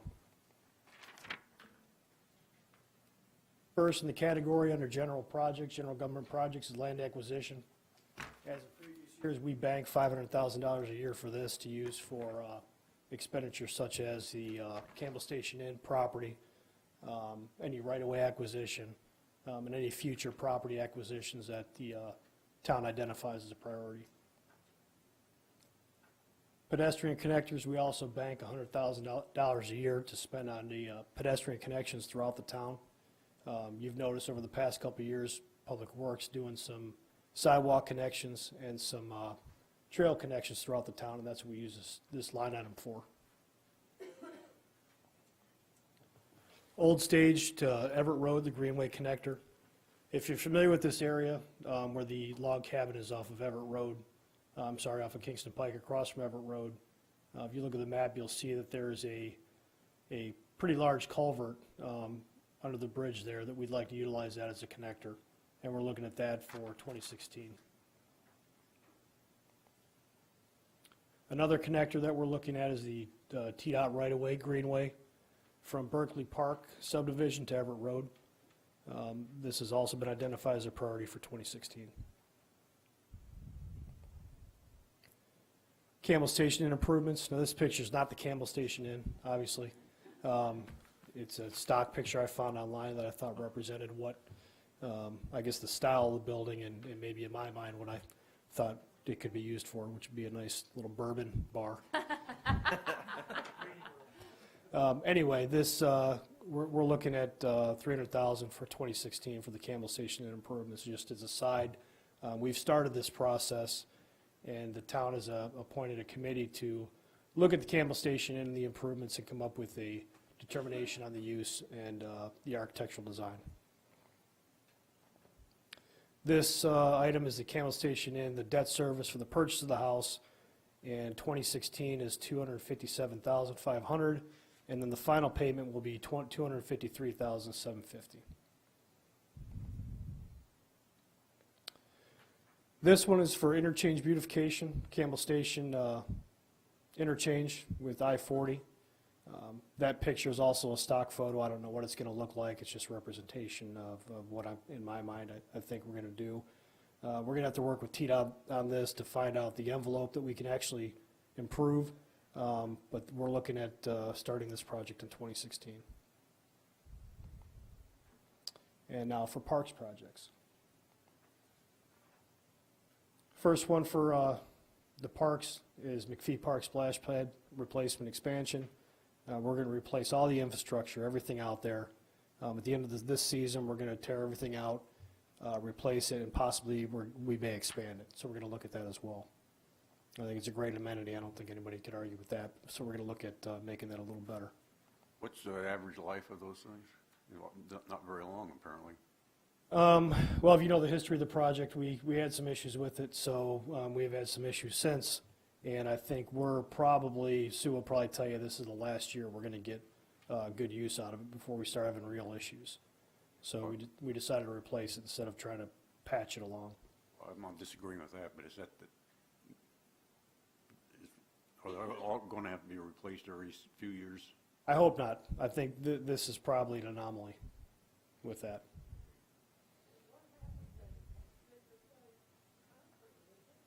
The pad itself is concrete. The infrastructure, we've had some problems with. The tank, we've had some problems with. I don't want to go into a whole lot of detail on that, but that we were having some issues and we need to replace it. Is this really well used? I mean, I've never been on. Absolutely. Oh, yeah. Yeah, you could go out there any Is that a day. real photo or is that a stock That's shot? McPhee. That's it. That, and they have a playground right by it and a big picnic area. My grandkids come to visit, they want, if it's, the weather's conducive, they want to go to Yeah. the splash Yeah. pad. The Then park- they have to let me figure out how to operate it, but that's, Again, the playground, a little touchpad out there, Ed. You just got to step on it. But you got to do it in bare feet. You can't do it with shoes on. Yeah, it's packed every weekend, or every good day, actually. This is the other park project, one of two of two, which is Mayor Bob Leonard Park. The design of fields 1 and 3, the upper restroom, which needs to be, need to have the barriers removed for the architectural barriers for the ADA accessibility, and lighted parking. And then the construction of the second synthetic turf field out there at Mayor Bob Leonard. So we're programming $800,000 for 2016 on that. Ultimately, how many synthetic turf fields would we like to have, or is that, We're looking at 3 okay? total. You're showing the soccer fields here. Yes. Do they have turf on them? There is one out there now that is turf, yes. And then the other 2 are grass. I think ideally we'd like to have all 3 be turf, or at least 3 turf fields. And that's it for parks. We're on engineering projects. First one is Watt Road, Kingston Pike intersection improvements. I think everybody knows about the Watt Road extension. This is to realign the lanes to make sure they align properly, do some improvements to the intersection with the sweeps, going around the corners, and also add pedestrian facilities going up to, from Kingston Pike up Watt Road toward Mayor Bob Leonard Park. This is for a study for a transportation planning report study for Campbell Station Road north of I-40. And we're looking to possibly expand that roadway up past, I think Snyder down, I don't know, is that Yarnell? All the way to Yarnell. So we're programming $50,000 for the study. So we don't know if this is actually feasible yet. That's what this report will tell us. Expand as in widen? Widen those roads, yes.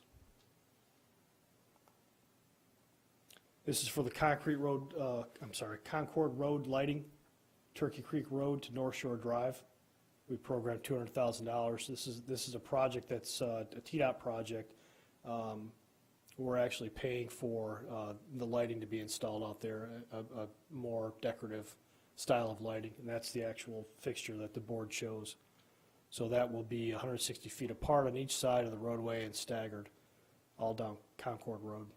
Can I ask a question? Are we thinking of putting this in our downtown area too, this type of lighting, or is it something completely different? That's not been discussed. I would hope that would be what would happen. Right now, I think we're looking at a little bit of incrementalism on this. Okay.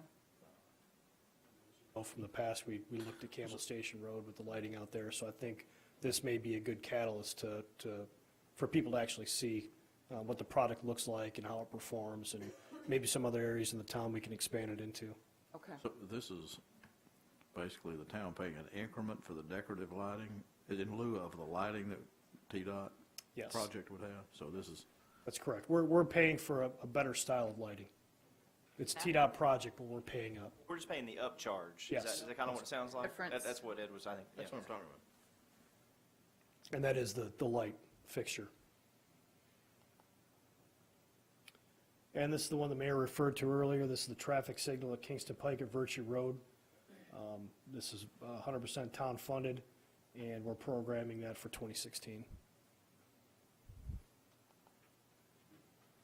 This is another study that we're going to team up with the Knox County and the city of Knoxville on. As you can see there, 80% is going to be paid by TDOT, and then we're going to split the local match, 20% local match. So we're only going to be paying about $7,000 for this study, but it's to look at a connection from Outlet Drive over to Parkside. I wish I could zoom a little bit better on this map, but there's actually a road that's next to CarMax that if you go out there you can see it, and that's where we're looking at possibly putting a connector in there. So really the study, what it's going to do is going to study the circulation of that entire area, not just right here, but also Lover Road, Campbell Station. So that's what this expenditure's for. And this is a 100% reimbursable project through CMAQ, the Congestion Mitigation Air Quality Program, and we're going to look at doing the traffic signal timing for all 24 traffic signals within the town. So we'll pay for it up front, and then we'll be reimbursed through that funding. All right, I have a question when you do that, which I think is a wonderful idea. When we start adding in new traffic lights on top of, once we've done that, is that something that's easy to do once you've gotten these all together? Is it easy to, because we're talking about putting new one in Virtue. Right. Not to me, it would be easy, but maybe to a traffic engineer, it would be easy. And yes, I know that they do look at and study, maybe not on this scale, but they study those additional signals and time those properly. Okay. I say they, I mean our contractor. Yeah. And this is the project we can't seem to get off the CIP. This is for covering any overruns that may come in through TDOT to us for the Campbell Station Road improvements, which occurred in, I don't even remember what year we did that, 2008? And, because it's completed in 2000. Okay, yeah, completed in 2010. So we're just going to continue to program until we have confirmation from TDOT that that project's closed out. How long does it take them? That's a good question. That's a good question. They've been working through the TPO, the Transportation Planning Organization, to try to get any funds covered. I just don't think they've closed this project out yet. And honestly, Mayor, I don't know what the holdup is. And really, that's it we have for 2016.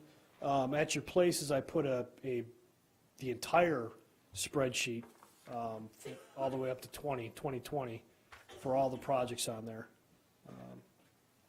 With the conversation that we've had earlier with developers here, I think probably just open it up for discussion on anything you want to reprioritize or recommend the board reprioritize. How much of Outer Drive is in the town? Outer Drive? Outlet? Outlet Drive, sorry. Mileage-wise, you have a map I can bring up, Mark? By that's. I would say half of that, I don't know what the length of that roadway is, if it's a mile and a half, I'd say half of that is in the town. What's the purpose of that?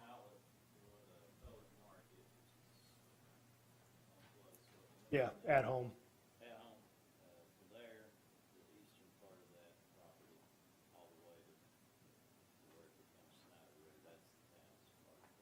So there's a lot of room for development. Yeah. Which makes sense then.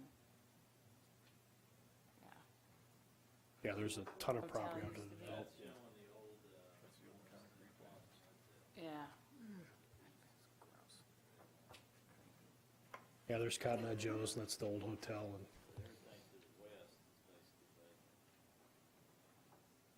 I'm all for that transportation feasibility study.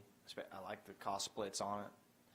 But what I would like to do is if we ever get the ear of somebody at TDOT, I think I'd like to see more emphasis put on the realignment of the Campbell Station exchange, which we've talked about now for probably 15 or 20 years.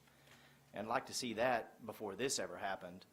So again, if you think about your state constituents and elected officials and TDOT officials, it seems to me that that's the one that, again, this is $7,000 of the town money. It makes sense. Let's look at it. This may not be a project that's even done in the next 20 years, but it would be disheartening if all of a sudden this project was funded and Campbell Station, the realignment of Campbell Station at I-40 was not funded.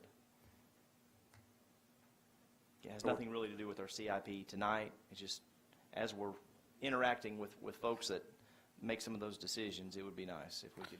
Yeah, while you'd like to think that this would help relieve temporarily or be a bridge to that major relocation, the fact of the matter is, if you do this, it's, I wouldn't hold my breath. It wouldn't hold my breath for the. Yeah, I'm not sure next exactly part of that. what the purpose of this is, but nevertheless, and being the proximity between Lovell Road and Campbell Station, I would doubt there would ever be any on or off ramps there. It's just a way to get across the interstate. There's no doubt that Lovell Road's a mess in the mornings and afternoons, and Campbell Station's a mess in the mornings and afternoons, and maybe it'll relieve some. But we've all been dreaming about the day that the Campbell Station interchange does get realigned and rebuilt and make that a more functioning intersection and interchange there. I figure this would be more appealing to people who want to buy the property and build there to have other access to their retail or whatever it is. Helps the town. Right. In our portion. Right. But again, it would, if people were trying to get to the core of Turkey Creek, that there's a way to get there without having to get in a left turn lane coming from the north and then Right. backing up all That's the way right. to the interstate on Campbell Station, other ways. But again, I would worry if you get this or put a full press on something like this, then you're going to just detract from the timeline on dealing with the real issue. Sure wouldn't want Campbell Station deferred I'd have them both. due to fund this. We've been asking for that one for a long time. Yeah, I don't quite understand what drives this at this time, is it? Yeah, that's I agree. But called development, I think. Talking about light industrial and so forth out in the, on outlet drive or employment centers, I mean, it's cool, it's neat to think about, but I kind of tend to think, I agree with Ed, that there's some political powers at play that are saying, hey, let's look at this. But nevertheless, I think we're on the right track, and I think it's fine to look at it. But again, if we can figure out a way to get Campbell Station maybe in the next 10 years would be nice. well, if we're only paying $20,000 for facilities. Well, we're actually paying, what did you say, a third of the $20,000. So we're splitting the $20,000 three ways. Well, It'll be a good booklet sitting on the shelf somewhere that we can refer back and look at the feasibility of it. Well, the elephant in the room is Union Road. Let's talk about it. Well, it's an easy elephant to see. It is. Doesn't show up into 2018 on this at 350,000. That's probably more for engineering and right-of-way acquisition, I would say, in 2018. Oh, yeah, that's a preliminary work, but you've got to get that started to have an idea of what it's really going to take to do the rest. But I wonder, would it make sense to There's some start things some sort of engineering or conceptual study, so at least we can get our arms around the cost? We have $3.3 million for it, and I suspect what the staff has done is just they've taken some unit cost, multiplied it by the number of feet on that road, and sometimes those numbers are accurate. It's the best guess that we can come up with, but if we had a little bit more documentation and data to determine exactly what's there, what constraints are there, how much right-of-way is already been dedicated for a 50-foot right-of-way, and is a 50-foot right-of-way going to be enough? I think we've been recently talking about a 60-foot right-of-way on that road. Is that right, Mark? And so, Is that what you're looking to have that designated? A major collector? we're going to have to do some engineering to really get our arms around the cost. I think if we do that, we need to do the whole Union Road, particularly since the knots have already come in, a couple of months ago. I don't think we can forget about them. Yeah, it has to be the, well, I suppose the whole. Well, you know what? It needs to be. I think it would be nice to be able to do it all, but I don't know if we have to do it all.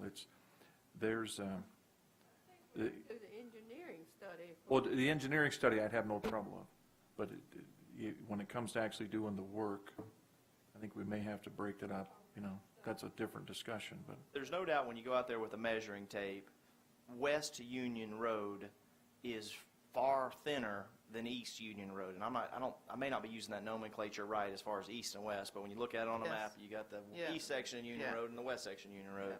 They're both substandard roads. And you got the terrain issue But on the west east. is much more It hideous. is wide, yeah, definitely east. It's I don't wider. feel like when I'm on East Union Road, I have to fold in my mirrors.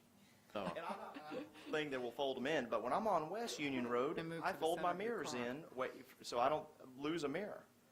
And I think that even though both roads are substandard, to me, a priority, I don't know what the traffic count is, one versus the other. I think we had the last number I heard on East Union Road was maybe 600 cars a day. I don't know exactly what the number is on West Union Road. It's how much? 912 on West Union Road? Okay. That's more than, personally, I would have thought East Union Road would have had more traffic, but I'm surprised that West Union Road has that much. But nevertheless, to me, that even tells me that West Union Road is more of a priority than East Union Road. Well, right now, I think the only people that use East Union Road are those that actually live on it. I do. No. Well, in Fox Run, who want to beat the person in front of them, use East Union Road and they drive really fast on it. Yes, Because nobody's on it. there you go. Does anybody else think it's kind of, I mean, a lot of the money here looks like it's from the park improvements, which I'm not saying is not valuable, but $9.4 million within the next 5 years to improve splash pads and playgrounds and volleyball courts and stuff. I mean, that's great, but Union Road to me would be a heck of a lot more important and valuable, and certainly from a safety standpoint. And if we want to continue growing the town with these developments and whatnot, it seems that these could be something that perhaps are deferred, in my opinion. Again, I don't have kids, so I'm probably not the right person to talk to about this, but that just seems like a lot of money that we might be able to tap into a little bit to do these kind of studies and whatnot to get. Whether it's Union Road or something else, to me, the life and safety should come before the recreation. Agreed. Recreation has been a huge part of this town for a long time, and we have awesome, and I wish Sue was here, because Sue would be the first one to defend our parks. Yeah, And I'm I'm defending sure. our parks. I have lots of friends that live down in the Choteau Basin, and they come to Farragut to use our parks, and I welcome them because they also spend their money Right. in Farragut shopping. So I'm delighted for them to use our parks. We have awesome park facilities, but I am wondering if $9.4 million over the next 5 years is more important than $9.8 million in 5 years over these engineering projects that directly affect life and safety. Again, maybe it's not Union, maybe it's other roads. Everett Road obviously is one that is out there that we've discussed. We haven't necessarily put a timeline here, but I think that's. Well, Everett Road is going to be starting soon. We've got 3.5 million, and that's not, is that all in 2015? Is that in this year's budget, is where the Correct. 3.5 is? Correct. Yeah. And I know it's hard to separate the money from the projects. You know, it's near Yeah, impossible. That's right. Especially when you have two board members on the planning commission. But Hard I to would- tell I would- what's a continuation of the funding or what's a share, because maybe this is the only number in there, but the Parkside Outlet Drive feasibility study's in there at 100,000, but yet our number is 7,000. Right. right, I start thinking about, well, we can defer that a year, but no, we're sharing that with others, and then it's not even that much money, so. Well, the signal timing, same way. I think we've already got the money secured. It's not in our bank, but it's been committed to us for the signal timing. right. So with that, I would just ask that you guys focus more on the project and then give us your priorities, and we'll go back to the Well, I- board and figure out how we can adjust the funds. My background in the real world, I would like to see that engineering study on Union Road moved up to get a real sense of exactly what has to be done out there. And I deal with health and safety issues above everything else from an engineering standpoint on a daily basis. So, and it's part of what our charter is in planning is safety of the community too. Well, we've talked about Union Road for many years, and really up until the last 3-4 hours, the sense of urgency wasn't at the level that it is now, and that's because it's just changing. It's changed a lot. Yeah, and so now we need to give it we just need to give it a higher level of. I might throw something in there as far as our engineering. I don't necessarily think we need a full set of construction documents. No, Because right, that's no. where we spend big bucks on that road. But I think there is an amount of money, which I don't know what it is, we'd have to do an RFP for it, but that we could determine real darn close what this road's really going to cost, and then determine how much the developers will participate in this road, and then determine, can the taxpayers fund the rest of it? And if we can't make it work, we can't make it work. If we can, we can. But at least we're going to know with some sort of preliminary engineering work on that road. Obviously, it's going to require some field survey work. They got to know where the culverts are and how much right-of-way we have to work with and so forth. But I think that could be done in a relatively short period of time. I would like to think that something like that could be done this year. Well, this is what I've heard. It could very well be. Everybody's okay with everything that Mark went over. The recommendation would be that we move up as much as we possibly can getting Union Road changed, getting it improved. There's no other issues, correct? Nobody has any concerns with the other projects to any measurable degree. It's the Union Road you want to see have moved up. And I think it's looking hard at that 350, and does it need to take all of that, and how much of that can move into FY16? Yeah. Well, This study and estimate. Yeah, as Mark said, at this point, we'll try to keep the numbers out of it, but just to talk about prioritization. But just to kind of bring it all together, because we could talk about Union Road for hours. That's where everybody is, am I correct? I think that we've got to know what really needs to be done on that road and how much it's going to cost.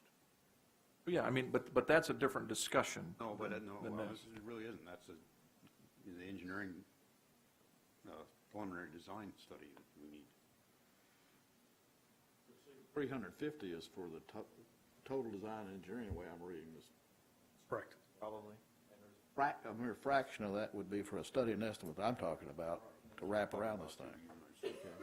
I might even go a step further. Design, study, whatever you want to call it, but there's a short period of time where you can literally look at what, get a more refined that.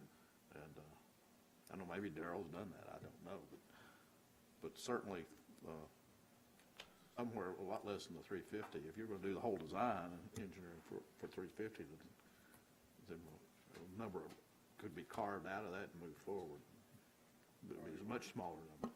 We heard. And find something a little bit, a little bit here, and a little bit We there. heard somebody say that one side is not as bad as the other. How different are they? Pretty significant. I think they're significantly different. I drive them both, and there's a Got the bridge. One-way road. there's a massive Well, difference. come up with somebody else, you both Could have we to sit phase down. it then? I think so. Yeah, Can you do what? And all of The it? plan is looking at what it's going to cost you and what kind of a method of accomplishment you might take. You need to do that before you can even, that's what feeds into being able to define what you want to design. All right, so we're going to leave here with the understanding that we're going to find out what we have to do, right? It's basically a concept project plan. I'd like to go a step. And that means what we have to do to the budget, to find out what we have to do, right? All right, Would it even be I'll possible? make that motion. Would it be possible to encourage the board, mayor, and aldermen to even possibly look at it as an amendment to the 2015 budget, what ends June 30th of this year? What I'm assuming, I'm talking about a preliminary Talking about 2 study.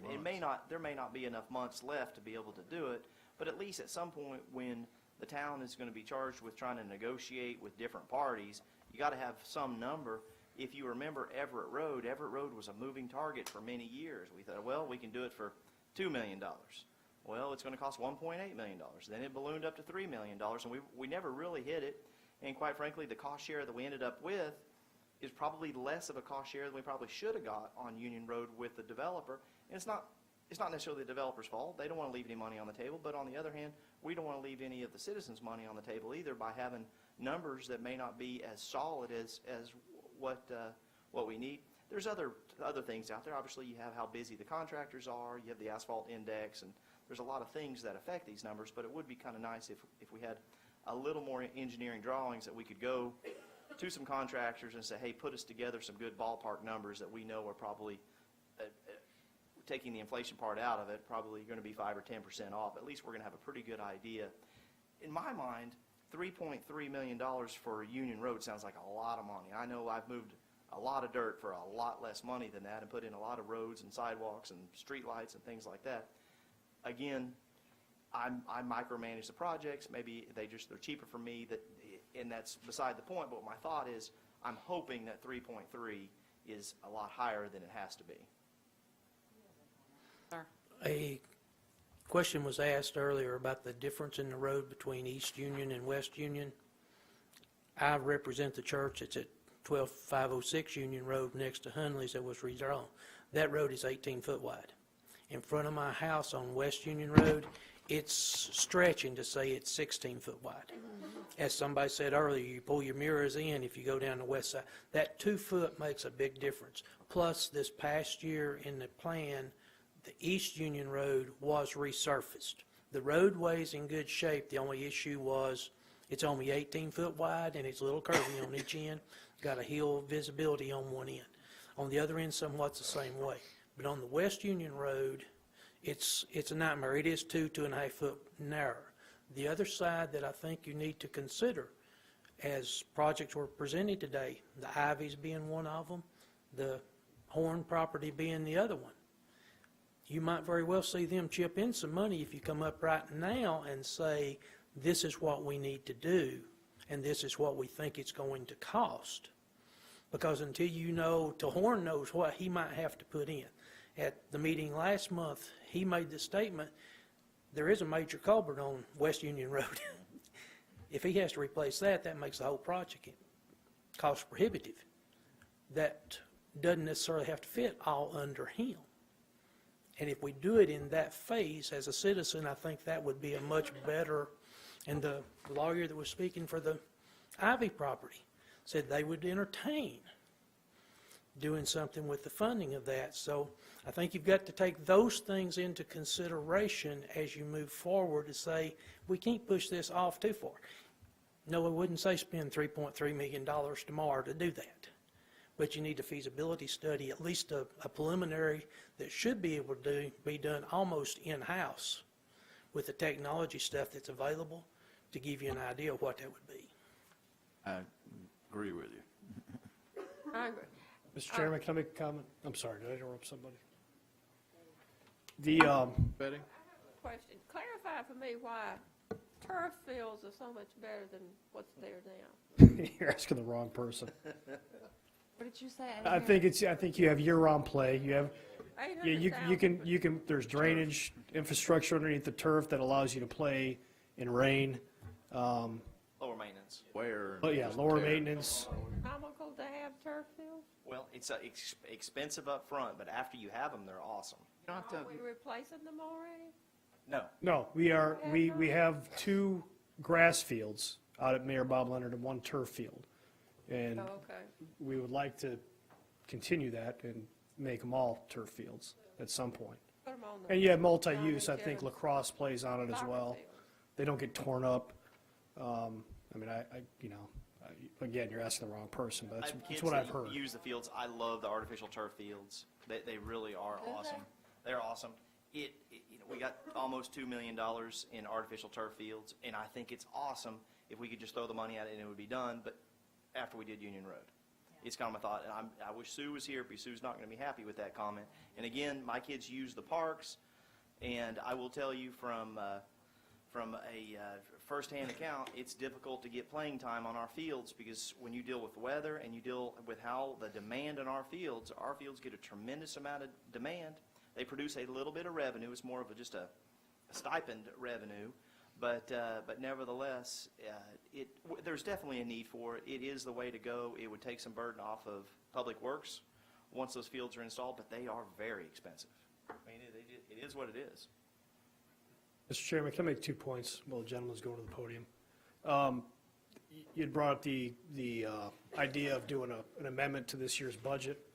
We had talked about that with not this project, but other projects, and I think by the time you advertised and did all the bureaucratic stuff that we have to do in order to get that done, it would already be into the next fiscal year. It'll be into July anyway. Yeah, so I think, we looked at that, and I don't think that would work. And if this body wants to go with a recommendation, move up Union Road, we'll go back and we'll plug the numbers in for the board and go back to the board. So I don't think you need to get into the minutia of it, but if you want us to do that, that's what we'll do.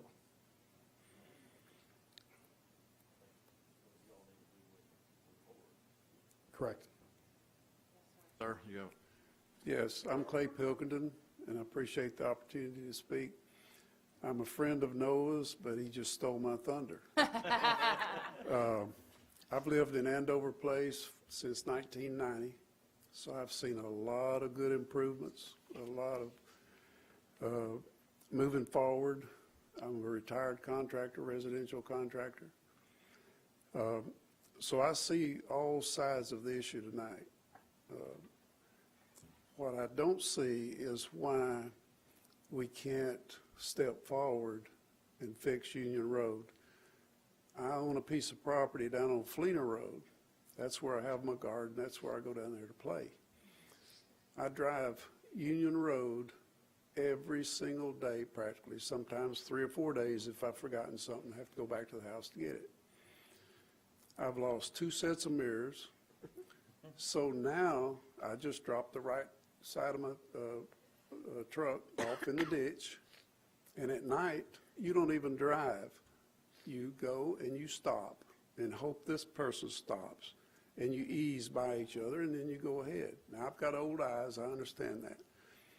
A lot of people fly through there, as you mentioned. But I see a glimmer of hope. Mr. Honkin mentioned an hour ago that maybe there's some way of doing things.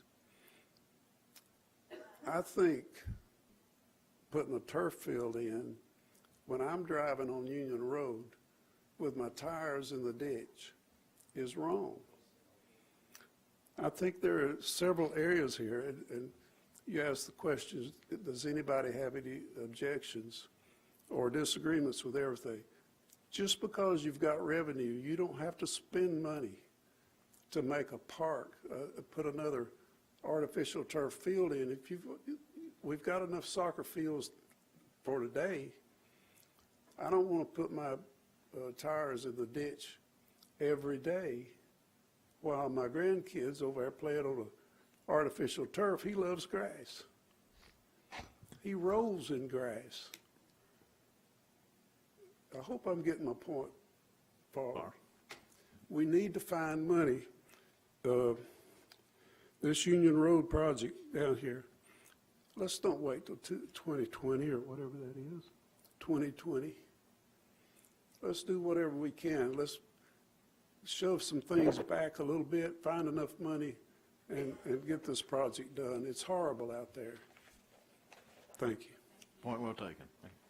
David, you have. I've been trying to lay low tonight and listen to all of the conversation. It's been very, very good. I think what I wanted to do is give a little context to where we come up with the CIP, because I think it's important for the Planning Commission and the public to know. You know, we start all of this process off with a strategic planning session with the Board of Mayor and Aldermen, and we do that every year to try to determine what their biggest priorities are for this coming year. So their biggest priorities for this coming year were to look at the Campbell Station Inn, trying to get a master plan started for that project. And the second one was turf field expansion at Mayor Bob Leonard Park. So when we look at priorities and funding, that's what we're going to try to prioritize first. And that's why we have actually moved that project up over where we originally had it in the CIP. There was also some comments earlier tonight that, you know, we have never planned for Union Road, and that's just not the case. It's been in our CIP now for, this will be the 3rd year, and it's slowly started to move its way up. With the way we have to budget and the way that the board has wanted to be very conservative in the amount of money that we spend, is we save for it. You know, we don't just go out and borrow the money unless we just absolutely have to. It's been about 25 years since the last time we actually issued a bond issue. So, you know, we try to do things conservative as we can. That's not to say, though, that we can't go change the CIP, and that's why we're having this great discussion tonight about that. So I think all of those things being said, I just wanted to put a little context into why the projects that are on your CIP tonight are where they are at currently, but certainly with the concerns people have about roads and what we need to get done, you know, that's obviously a big factor in how we're going to fund things in the future. And obviously, and the other thing is, there's other projects out there. There's other developers looking at other roads too. So we may be talking about Union Road tonight. We may be talking about other roads in a couple months. And the question is going to be, how much is it going to cost? And the town only has so much that we can do. So it's really going to be a lot of prioritization here in the next month and a half before we amend and approve our budget for next year to know what we're going to be spending our money on for 2016. That's all I had, unless anybody's got any questions. Okay. Mr. Mayor, I think you tried to make a motion there. That's it. Would you restate your motion? I can. I'd Can I say paraphrase we're it? going to go back and work on the budget and see what we can move around, and we'll come back with that. That's a motion. Motion is to remand it back to the staff to There take are- account our comments and come to you all and present you with something to, We'll come to you. you're going to come back to us. Oh, okay. Well, the way the budget Timing schedule is. standpoint, I'm not, Yeah, I mean, I think the next round of meetings is going to be with the board, the workshop. So I don't think we're going to be coming back to the planning commission, Mayor. All right. I don't think we'll have time within that budget calendar to do that. So whatever priorities you guys I think, want to rearrange. Pretty clear. I think the priority is to bring Union Road forward, and as a minimum in 2016, to at least do this, wrap around this estimate. So I'm clear, the motion would be to look at Union Road to see how far up we can move it on the CIP, and to move it up as far as we possibly can. Recommendations on what can be shifted around to accommodate that. Okay. Were there any other changes? I think in moving it up, we're talking about moving up enough money to do a study to understand what the thing is going to cost. And so That's the initial step. Right. going to have to, clearly it's going to involve negotiation with people that want to redevelop that property out there, which we want. And they're going to need to share with us, but we can't negotiate. And that's going to go into 16, so you're really looking about having this discussion again next year on what might be in 17. But right now, the focus is what to carve out of perhaps that 350. Yeah, the way I see it, if it is moved up, it's just shifted all the way up to 16 and then carried out from there. So you're clear on the motion? I have one. I'm clear on what you want. I don't think there's Mayor, do you want to revise your, or do you have a question? I have a minor point For the on minutes. something completely different. Let's try it. Can we, just let me ask this question. We are, because you guys are familiar with what we're doing with our branding, and I look at the light fixture that we've picked, do you have any concerns about what we're considering for branding and how our light fixture fits into that? It's just I didn't, but I do something- now. something to think about. And I didn't say it, and I'm glad you brought it up, because I agree with that. Because if For we're, what it's worth. Historical style light fixtures, do those light fixtures not fit that bill? But those That's light fixtures are going down Concord, they're not, I mean, right? but the intention That's is to, because there's an opportunity now, just like we had Campbell Road extension. Well, I'm not questioning- If yeah. that had been done when it was done, it wouldn't have been, come back and been the crescendo for $500,000 or whatever it was, to replace a brand I new know. lights. basically. that's not what I'm asking. I'm asking, that's Whoa, not- whoa. I'm gonna try to bring this I to wanna see a close, 'cause motion. I'm getting tired and I'm getting hungry, so I'm gonna do two things. First of all, your point's well taken, we'll take it into consideration. Okay. Second, I'm gonna take a shot at a motion, if Yep. I may, and state that we're recommending the CIP as is, with the exception of we want to get movement on Union Road as soon as we possibly can. And I think for what we need to do tonight, that suffices. I agree. Is that a second? No, I can't second. Who wants to take a shot at it? Second. All in favor of the motion, say aye. Aye. Any opposed? Our new traffic light at Virtue Road, we inadvertently omitted at Everett Road to do that light in the new black poles that we've been using. If I could encourage our contractor and our staff to make sure that the new lights at Virtue Road are delineated as black, so they kind of match our new theme that we have. Yeah, we've discussed that, and I'll make Okay. sure that we carry on with it. Facilities? We are adjourned. Wait a minute. What's with the lights and the branding? The branding, we haven't made a final decision on it, but it's, the branding. You here tomorrow, Mark? It's not Heading to Seattle a tomorrow? plastic old